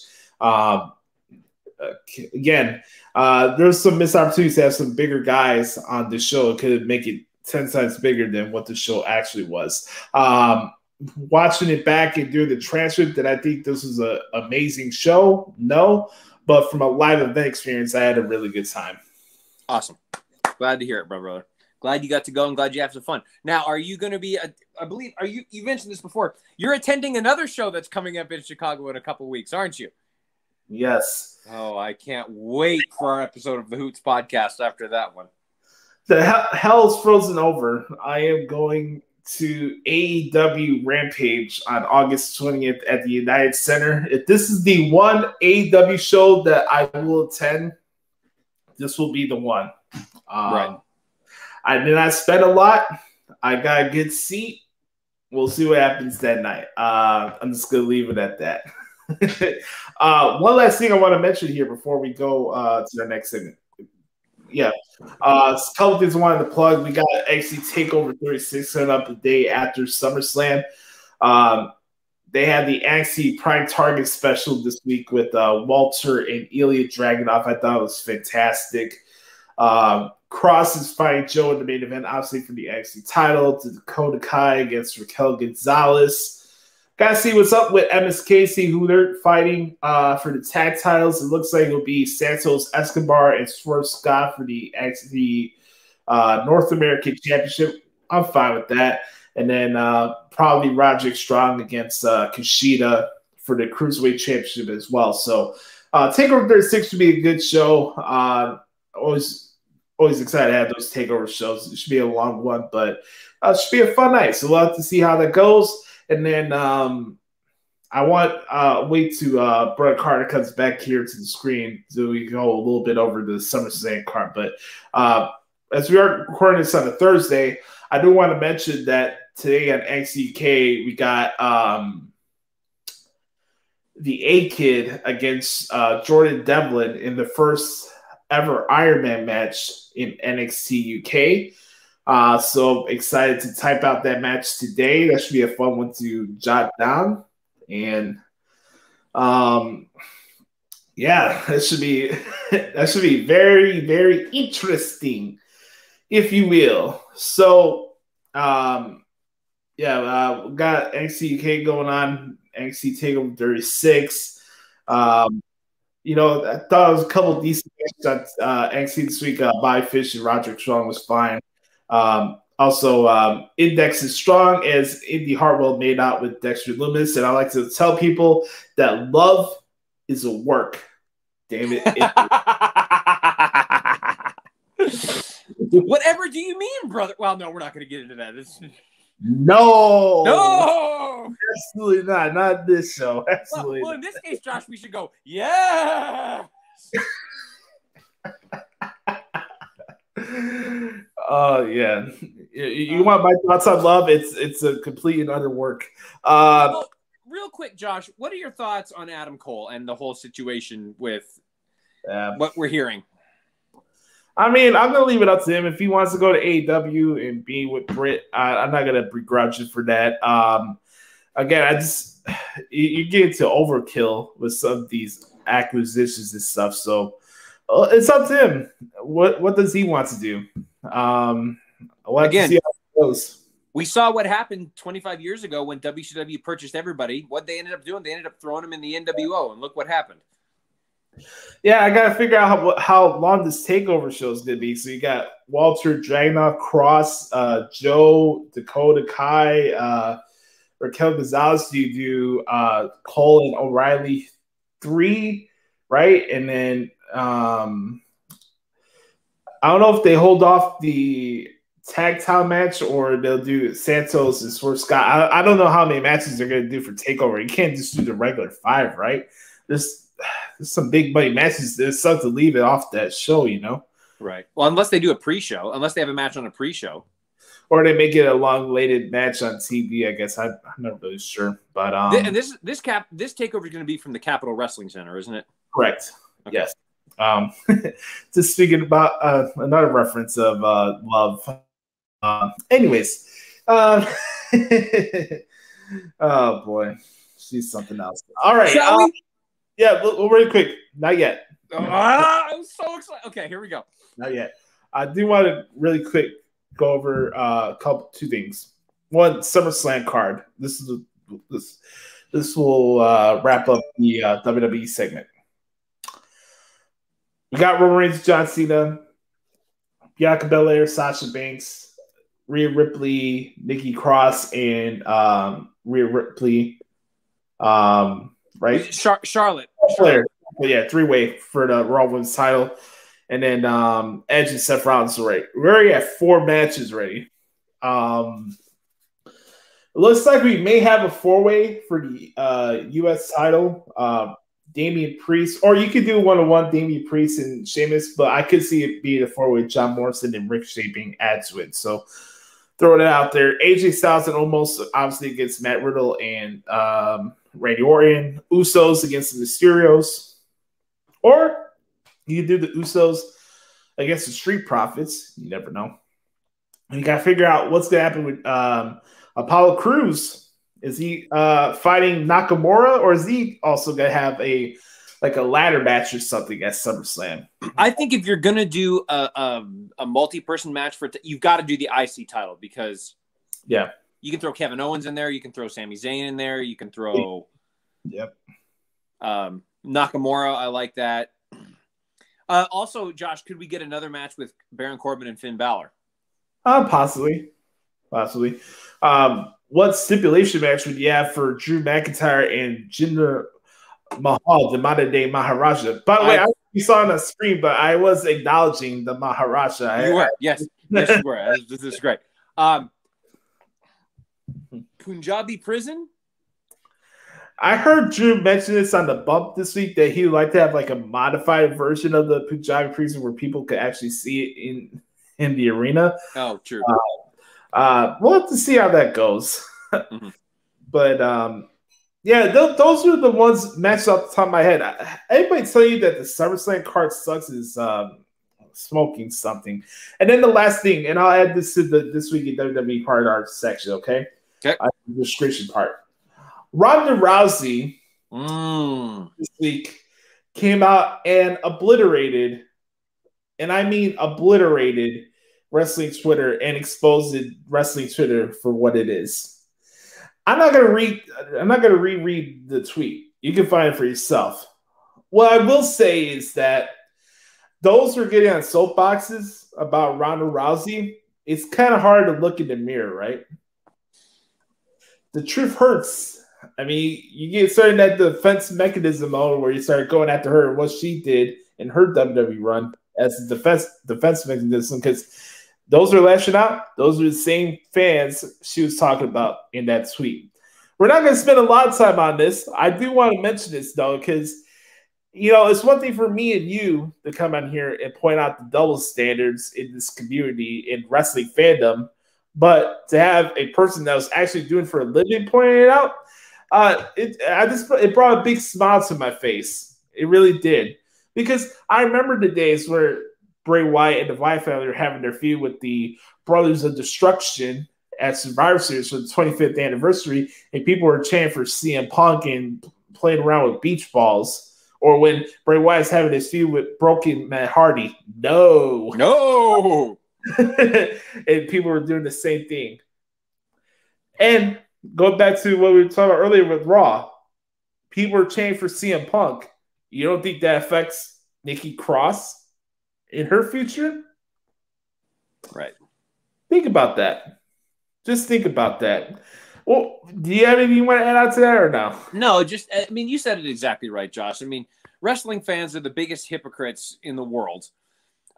Someone pointed this out to me a few weeks, and this has kind of become nobody hates wrestling more than wrestling fans. Like, if you think about it, it's the people who are the most upset about now, I don't know if that's a fair comparison, because you could say the same thing about the NFL or all that and that kind of stuff, but that isn't scripted.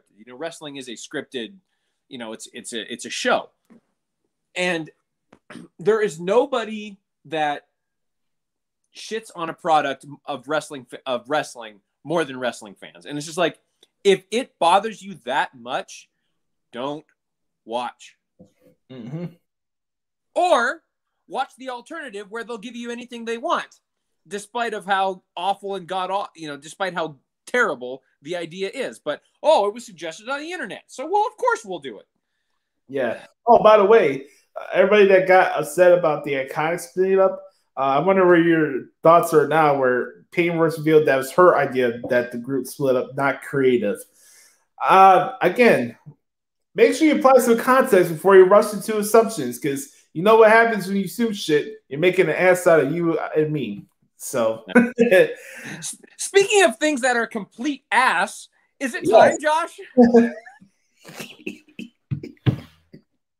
It is time, ladies and gentlemen, for the greatest segment in all of wrestling podcasting. It is time, and we're going to get it started in 3, 2, 1. Oh, sorry. Hold on.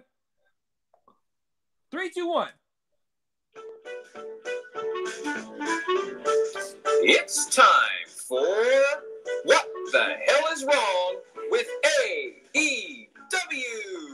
Everything! Yes!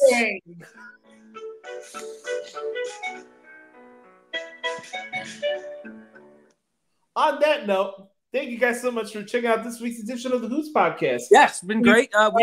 Yeah, you can subscribe on Apple Podcasts and where you get your podcasts from. I'm Josh. You can follow me on Twitter at Josh Loves Me and Brother Cards at Derek Sound. We'll talk to you guys next week. Yes, sir. Josh, what else do you need to say? We could end this, but here, hold on. Let's play the outro music. No, okay, no, let's we'll get into it this week. But yeah, you could just say everything, and Josh, and be done with it. Yep. I mean, okay. What else is there really? What can you really say about this week's edition of Dynamite? Homecoming. Back at Daly's place, back when Matt Hardy nearly died in a match with Sammy Guevara, and the referee did nothing to protect him during the match. Right. Back at Homecoming. I think my favorite part of the show last night was MJF calling the Jacksonville crowd bloated whales or something like that. Yeah. All right. Well, Josh, let's get into it. What the hell is wrong with AEW? Now, I will go ahead. I know what's wrong with AEW. Tony Schiavone, good God. Like, let's start off with this. Him saying that Jacksonville is a great sports city is absolutely hilarious to me. And who's thought of him coming out and doing interviews and I had Schiavone overload this week. Dude, go the fuck home and stay the fuck home. Let's start off with that. Are they trying to turn him into Mean Gene Okerlund? Like, do you think that that's going to be the formula, is to make Schiavone a Gene Okerlund where he's interviewing everybody in the ring, but then he's going to run over and do the commentary booth? Like, I get Schiavone's a legend, and he was fine in the 90s for WCW. He was great. I'm fine, but it was way too much Schiavone this week. Way too much. AEW's trying way too hard with Schiavone this week, I think, but that's just me. We're gonna have the Schiavone hotline soon, and then we'll have AEW live with Officer Bar Brady and Alex Abrahantes, where he repeats everything that Penson says, even though Andrade and Chavo Spanish and completely understand what the hell those guys are saying. Oh, that's funny. Okay, well, let's get into it, Josh. Now, on the outset, I will say, because we are objective on this show, right? This week's episode of Dynamite was not as bad as some other episodes have been. I actually didn't mind this week's episode of Dynamite. Now, was it anything to write home about? No, of course not. Like, was this, but I will say, compared to other shows, this wasn't as bad. Probably because this was just a generic, boring wrestling show. But for AEW, that's an improvement. But we'll get it. I mean, am I wrong? No, I told you last night, it felt like the show's on autopilot. It's like we had to be creative on the stuff that we're going to talk about. It was a throwaway episode of Raw, and for AEW, that's an improvement. So let's get into it. Mm-hmm. All right, we start off with Juventud Guerrera against Chris Jericho. I will say this match is about what I expected. It was slow. It was boring. Jericho is a shell of himself. Juvy is not. They tried to recreate something from 25 years ago, and it didn't work. It was slow. It was boring. It was an enhancement talent match between two guys that were 50 years old. That's what I thought of it, Josh. And then we get into the fourth labor of Jericho, which is going to be him against Wardlow with MJF at ringside. The announcers thought it was going to be MJF as the referee, but then they screwed that up. So because the commentary team is clueless. So I don't know. What were your thoughts on the Juvy match, Josh? It was about what I thought it was going to be. Yeah, I thought it was what it was. Again, I'll ask anybody, do you really give a rip about the five labors of Jericho? Has this made you any more interested for their match at All Out? No. And again, I say, Josh, when was the last time MJF actually wrestled? Sammy Guevara. Which was how long ago? June 30th, so about a month and a half ago. So do we even know that MJF is capable as a wrestler anymore? He's capable. It's not his fault that his owner is a fucking Mark Booker and wants to rehash shit from the 90s instead of focusing on his current talent. Let me get to this. If anything, out of this five labors of Jericho is AEW exposing Chris Jericho's fading stuff in the ring. Yes. And I respect everything Chris has done for the business and stuff like that, but him doing a flying Shane McMahon elbow strike is not impressive to me. I already tell you each week that the Judas Effect is one of the shittiest looking moves in wrestling. What do you think? I think a flying Judas Effect. Excalibur is like, oh my God, it's the greatest move ever. And it's like, I listen to their commentary each week, and I feel like it's a wrestling podcast doing a watch along of the Nitro show. That's the vibe I get hearing AEW commentary each week. And it gets worse and worse as the weeks go by. It's especially Schiavone. It's like he sounds like the dude trying to press the girl so much that had a shitty boyfriend and trying to tell you how great he is and everything is great this, great that. And it's like, somebody get him off the damn booth for the love of God. Yes. And then, okay. Jericho. Oh, by the way, I got a new name for Chris Jericho. This is what I was alluding to earlier. So we're gonna have Mickey Trump is gonna make Wardlow look bad. So we're gonna tie in Randy Duran, aka Mickey Rourke, and Chris Jericho's favorite politician, Donald Trump. Folks, there you go. Mickey Trump on what the hell? So yeah, Mickey Trump is gonna beat Wardlow, unfortunately, on Dynamite next week. And I think for the fifth labor will be Jericho will be forced to fight Sammy Guevara, and MJF will be the special guest referee. So why wouldn't Sammy just lay down? Because MJF's the referee. Oh. That's the thing. The thing is, Jericho has to win every match. So yeah, but you just knock out. So they tag team. They each just beat the shit out of MJF till he's unconscious. Jericho just pins Guevara, and then they use MJF's unconscious hand to count to 3. Yeah, exactly.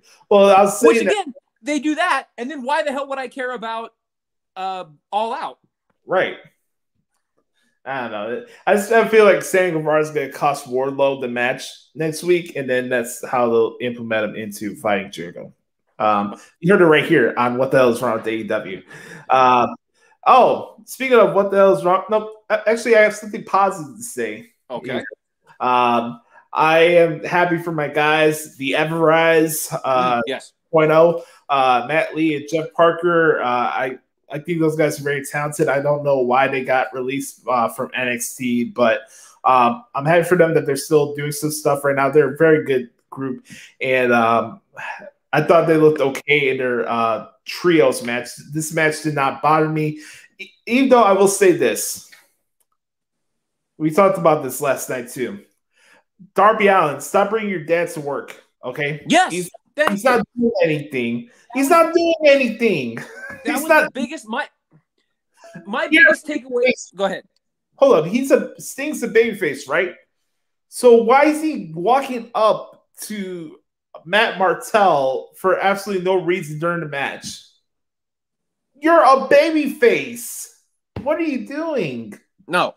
Right. And again, that was my biggest takeaway from the match last night, Josh, is what has Sting brought to Darby Allin's career? Nothing. What has Sting done that Darby Allin couldn't do by himself? Nothing. Why are they they're together so that Tony Khan can pat himself on the back and said, "Oh, look, we got Sting." Like yeah, kind of like he pats himself in the back for the Acclaim. When do you want to get into? You want to get into that now, Josh? No, I'm saying that towards the end. Okay. Because that honestly, that stuff with Max Caster is really what the hell is wrong with the AEW this week. Absolutely. Let's continue on with the show. What happened next? So we get to the next thing. So we have another. So what? So John Moxley, the face, used underhanded tactics to get the upper hand on the heel, which I thought was fine booking of that match. Okay. Then we get into the interview segment with Schiavone and Britt Baker, DMD. Now, I will say this. Shivani and DMD actually do have some good chemistry. So them together is kind of funny. So I don't mind that. So let me ask you this question, Josh. So would that make Shivani heel then? If he's such a mark for Britt Baker? What exactly has Red Velvet done to earn a title match? This may be the dumbest segment of the show for me. I love Britt Baker. She's a great talent. I like Red Velvet. She's good for what she does in the ring, and she's good to look at, right? Yes. I'll never pass away at Hershey Kisses Waterfall, okay? Like, the whole thing's just saying, like, oh, you look at me as some enhancement talent and blah, blah, blah that used to beat up on Dark.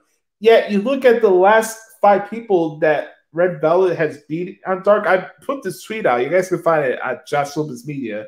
The last 5 people she beat were enhancement talent. So you're talking out both sides of your ass. It's like you're talking crap about Britt Baker being a bad person because she beats up an enhancement talent and it has an inflated ego. Yet you do the same thing.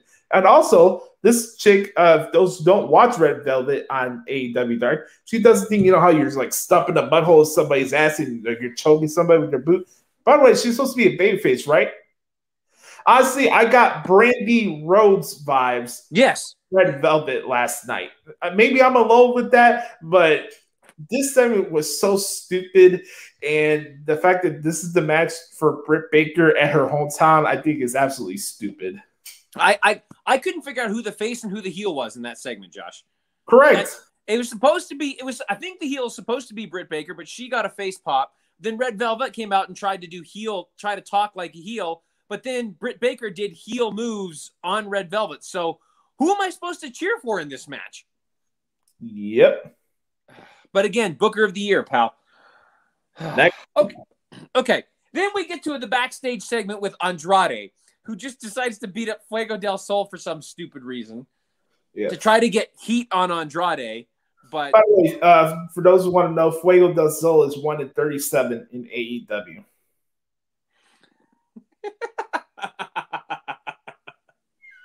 Seriously? Yes. But yet he's going to be the guy that Andrade's going to bring into the fold to say stupid. Okay. So they're going to try to get heat on Andrade off a guy that's 1-37 is what you're saying. Yes. Great. Fantastic. All right.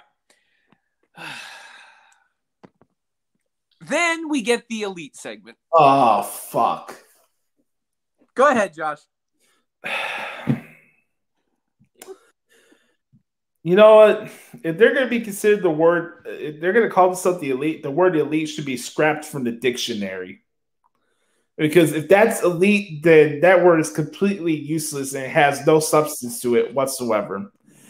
I'm going to say this, and you can be offended by this all you want, but to me, the Elite are the lamest faction in wrestling history, and it's 100%. Not close.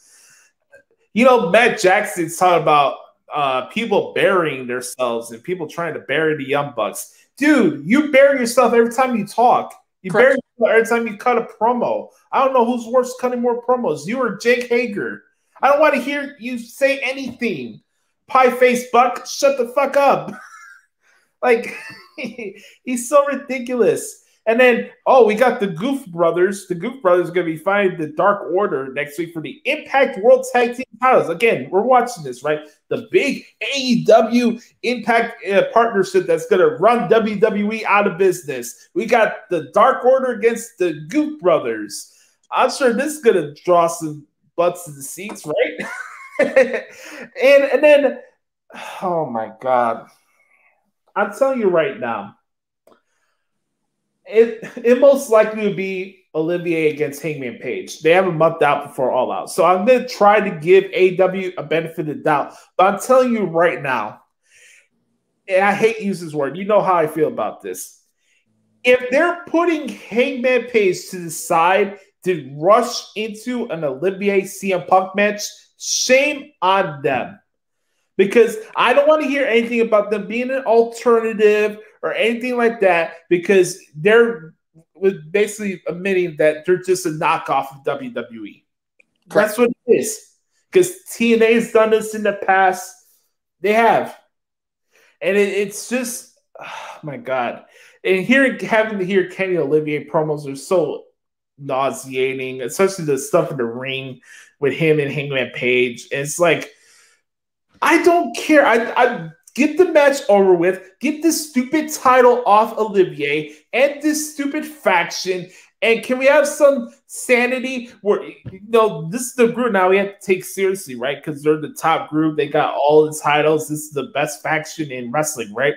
Yeah, these guys are nothing but complete goofballs. Yeah, DX had comedy, but I actually believe that they could beat somebody's ass. I watch the Elite each week, and I don't think they could beat anybody's ass. What member of the Elite is intimidating? Like, if Kenny Omega walked up to me, would I be intimidated by him? No, absolutely not. I look like you look like Ringo Starr, who's on crack. Like, Am I supposed to be intimidated by Brandon Cutler? Oh, God. Michael, knock it the fuck off. But again, Josh, they are the greatest champions in wrestling according to Seltzer. Seltzer, who gave Jericho and Gage 4 fucking stars. Like, you're telling me that match was better than Rock and Hogan from Mania from 18? It was you that pointed that out, wasn't it, Josh? Yeah. When you told me that, I was like, Jesus. Anyways, yeah. But they're the most intimidating champion ever. But, and this is Omega is more intimidating than Lashley, Roman Reigns, Karrion Kross, Walter. You're telling me Moose. right. So you're telling me that you could walk up to those guys and you wouldn't be intimidated by them. But you walk up to Omega and you're like, you look like a beach body Ringo Starr wannabe who's been smoking crack. Yeah, just about. I can't stand the Elite. They are the worst faction in the history of professional wrestling. Yeah. Here's the thing. People keep telling me, oh my God, this is a slow burn. This is such great storytelling. There's not been one promo from Kenny Omega or the Elite towards Heyman Page that I enjoyed. So don't give me that bullshit. This has been a great slow build. And it's not about, oh, they're just doing a good job being heels. I want to grab my remote and switch the channel. It's not about me being annoyed because they're heels and they're annoying and obnoxious and stuff like that. I don't take anything they say seriously. No. The only reason I watch AEW, Josh, is because of our segment. If it wasn't for our segment, I would turn off All Elite Wrestling and not watch. And I mentioned this last night. If you've seen one Elite segment, you've seen all of them. Correct. Next. All right. What's next in this show? All right, moving on. And then we'll get into his... Well, and again, I think that, and we'll tie it into this segment, I think that they use this to write Hangman Page off of TV because I don't think he's getting the shot at All Out. I think it's going to be CM Punk.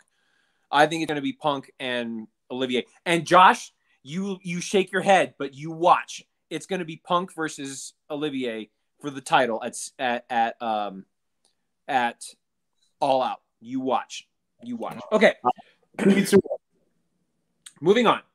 We get Miro versus Lee Johnson for the TNT title. Now, I will say this, and you and I were talking about this last night.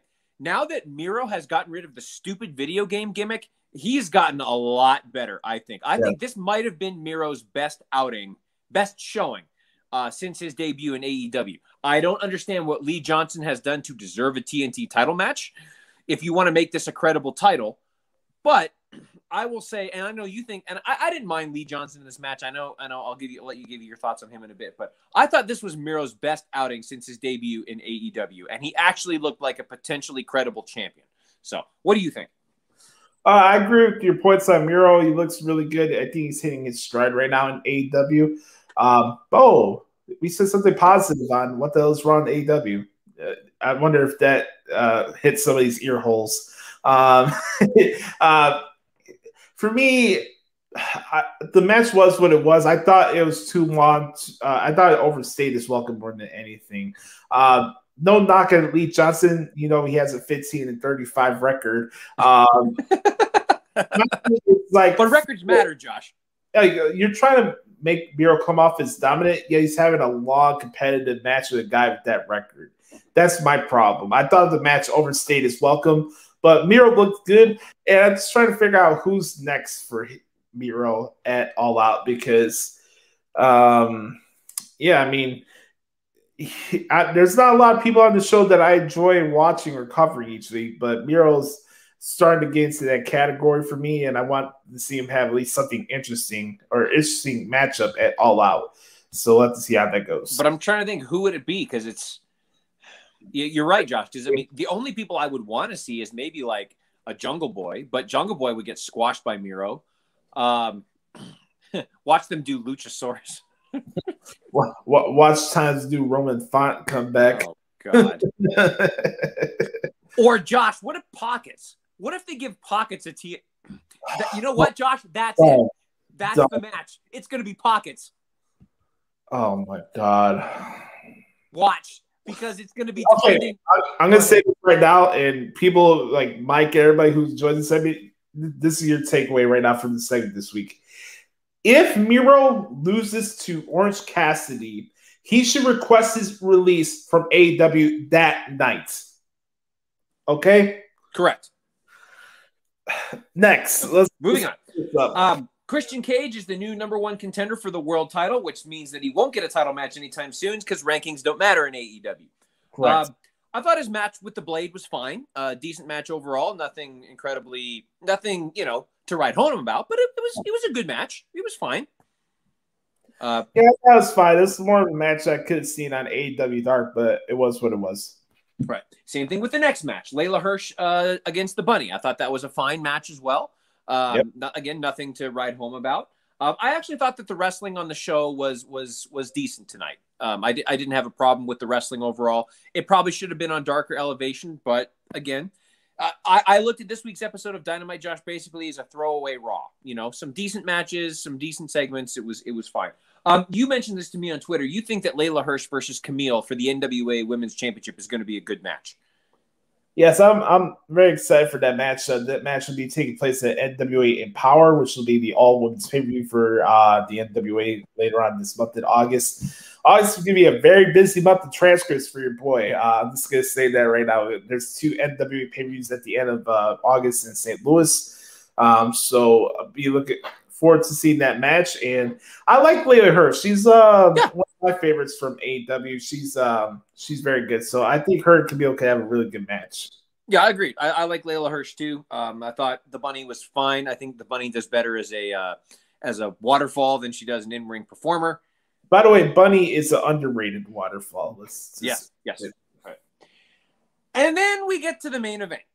Now, okay, let's do this in 2 parts. Okay. Because I actually thought that the match with Malachi Black and Cody was exactly what it needed to be. I agree. It was perfect. It was about 5 minutes.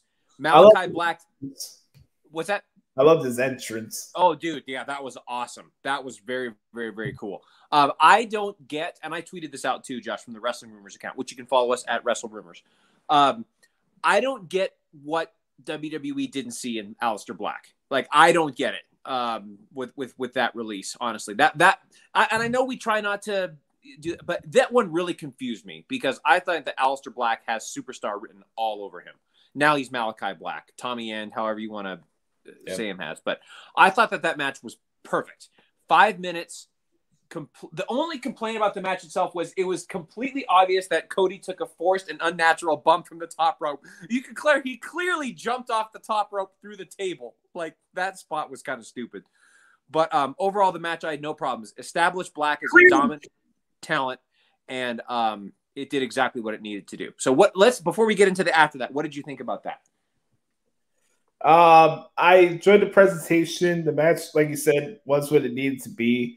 I think for me, I was watching this and it's like, either this could go for a no contest or you have to be like a definitive statement because they're banking on this being the main event of the show. So they had to do something.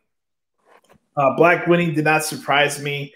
Him cutting his promo after the match, so I thought was stupid. If anything, it gave me a feeling that Cody is going to beat Aleister Black or Malachi Black at All Out. That was my takeaway as the show went off air. And I don't know how to feel about that, Brother Carter. I really don't. So, again, we did not need the interview with Schiavone. You just had the whole symbolism of Black beating up Cody Rhodes and said that interview for Shivani for next week. But that's AEW for you. Indeed. So I have a question about Cody's promo, Josh. He says, AEW is the place where new people will come to the table and eat. Who exactly are the new people that are going to come to the table and eat? Because it's all ex-WWE talent. Great question. It's the same people that are going to get the same opportunities because of a freaking Mark running a freaking wrestling promotion. Guys, if you guys haven't figured it out by now, that AEW is a promotion that just sells a bill of goods. Literally, I named it the title of this week's episode because of that. It's just a bill of goods. You got a TV or a rated TV 14 show, so those fans who are stuck in the Attitude Era will be satiated by the fact that they have a TV 14 show, right? So AEW can do no wrong from that standpoint. You get your blood, you get your cursing, you get all this shit, right? But you get generic wrestling that you can see on Ring of Honor or New Japan or MLW. You got concepts that are taken from WCW and ECW. And we're tapping into anybody who gets over on wrestling Twitter or dirt sheets. It's just a bill of goods. We were told we were hoodwinked, as Dave Smith once said. You know, we got hoodwinked, bamboozled, led astray, run amok with about, we're going to have a serious sports-based wrestling where wins and losses matter and serious sports-based presentation. And it's just a bunch of bill of goods. Yep.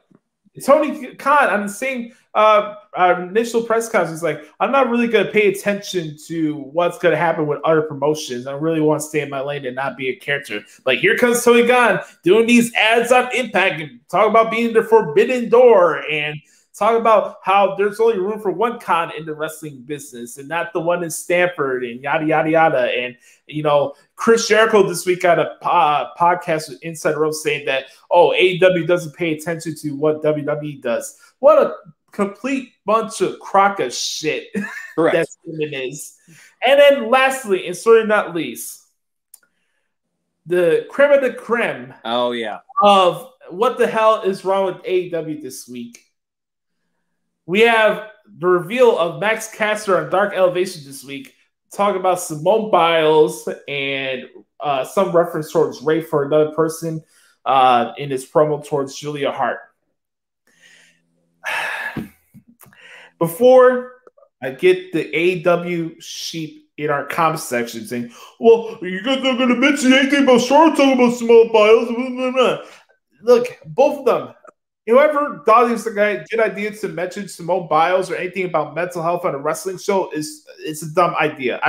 We're not going to do this. But WWE did this, but AEW did this. Because you guys are fucking hypocrites. You guys will have an issue if this happened on Raw or something stupid like this, so it happened on a WWE show, but you give it a pass and make excuses for it if it happens on the AEW show. I'm so sick and fucking tired of the double standards in this fan base. I'm tired of it. I really am. And it's getting into real life topics too. There is no excuse for a grown man to go on television. I don't care if it's a YouTube show to make jokes about rape, tying into something about mental health.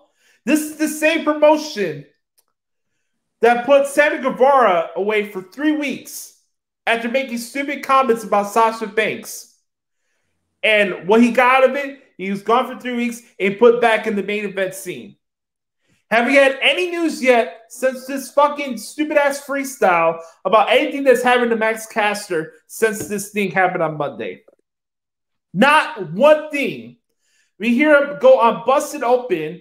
By the way, we got to take Busted Open's we got to take what Busted Open Radio says seriously now because you got Mark Henry, by the way, who's on AEW payroll. Busted Open that has a weekly segment with Tony Khan every single Wednesday before Dynamite. We're supposed to really take what they say seriously? I hold no punches here. Right. And it's ridiculous for them to not call him out on that. Be like, it's just an editing issue. I'll make sure this will never happen again. I was at Gorilla. I did not know that this was going on. Yet in the same interview, he was saying, when it comes to Dynamite, I always go over every freestyle that Max does. Right. You mean to fucking tell me that nobody, not Jerry Lynn, not Dean Malenko, not Cody Rhodes, not anybody in the gorilla position knew what this dude was going to say on Monday. And you're going to make excuses about it. And your cop-out way to deflect the issue is like, it's an editing issue. I'll take care of it. I'll make sure this will never happen again. Bullshit. And not even go on to say, I'm sorry if this affected anybody for those who deal with mental health issues. Tony Khan, go fuck yourself. Okay? Honestly, go fuck yourself. Because that's bullshit. you have a guy in your roster you have done shit with that's good. Talk about rape and mental health on the show, and there's no consequences. I'm not telling you you need to fire the guy. I'm not gonna tell the guy needs to lose his job, but nothing. Oh, it's all about the editing. Oh, my bad. I wasn't there for the editing process, so I'll make sure that'll never happen again. And shame on Dave LaGreca and whoever was his co-host that day, because they switched out throughout the week, for not pressing him on it, because this is the same promotion that was publicly embarrassed by Sammy Guevara with comments towards Sasha Banks. And yet when they bring him back, it's like this knight in shining armor and bring him back to the main event scene. Unfucking believable. On that note, that is what the hell is wrong with AEW this week.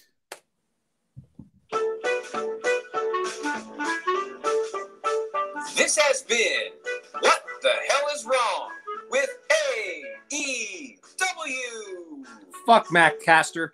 Fuck Max Caster and fuck the Acclaimed.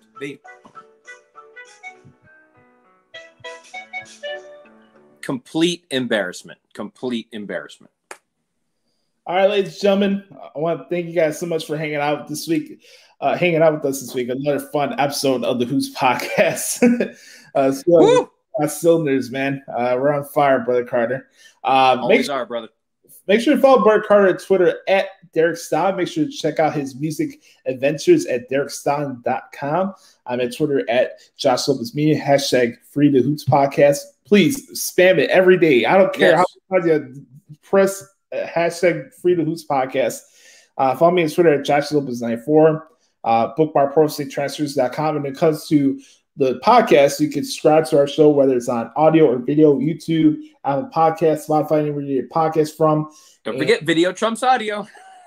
Yep. Friend of video boss right there. And remember, folks. Video boss. Okay, go ahead. God, stop. -5 on your evaluation. Yeah. No. Oh! Yeah, remember, folks, be the authentic product that is yourself. Remember, nobody dictates the pace of your life but yourself. For Brother Carter, I'm Joshie. This has been episode 269 of the Hoots Podcast. Go get yourself some waterfall this weekend to commemorate this episode. And we'll be back here next week as the road to Summerslam continues right here on the Hoots Podcast. Talk to you guys next week. Yes, sir.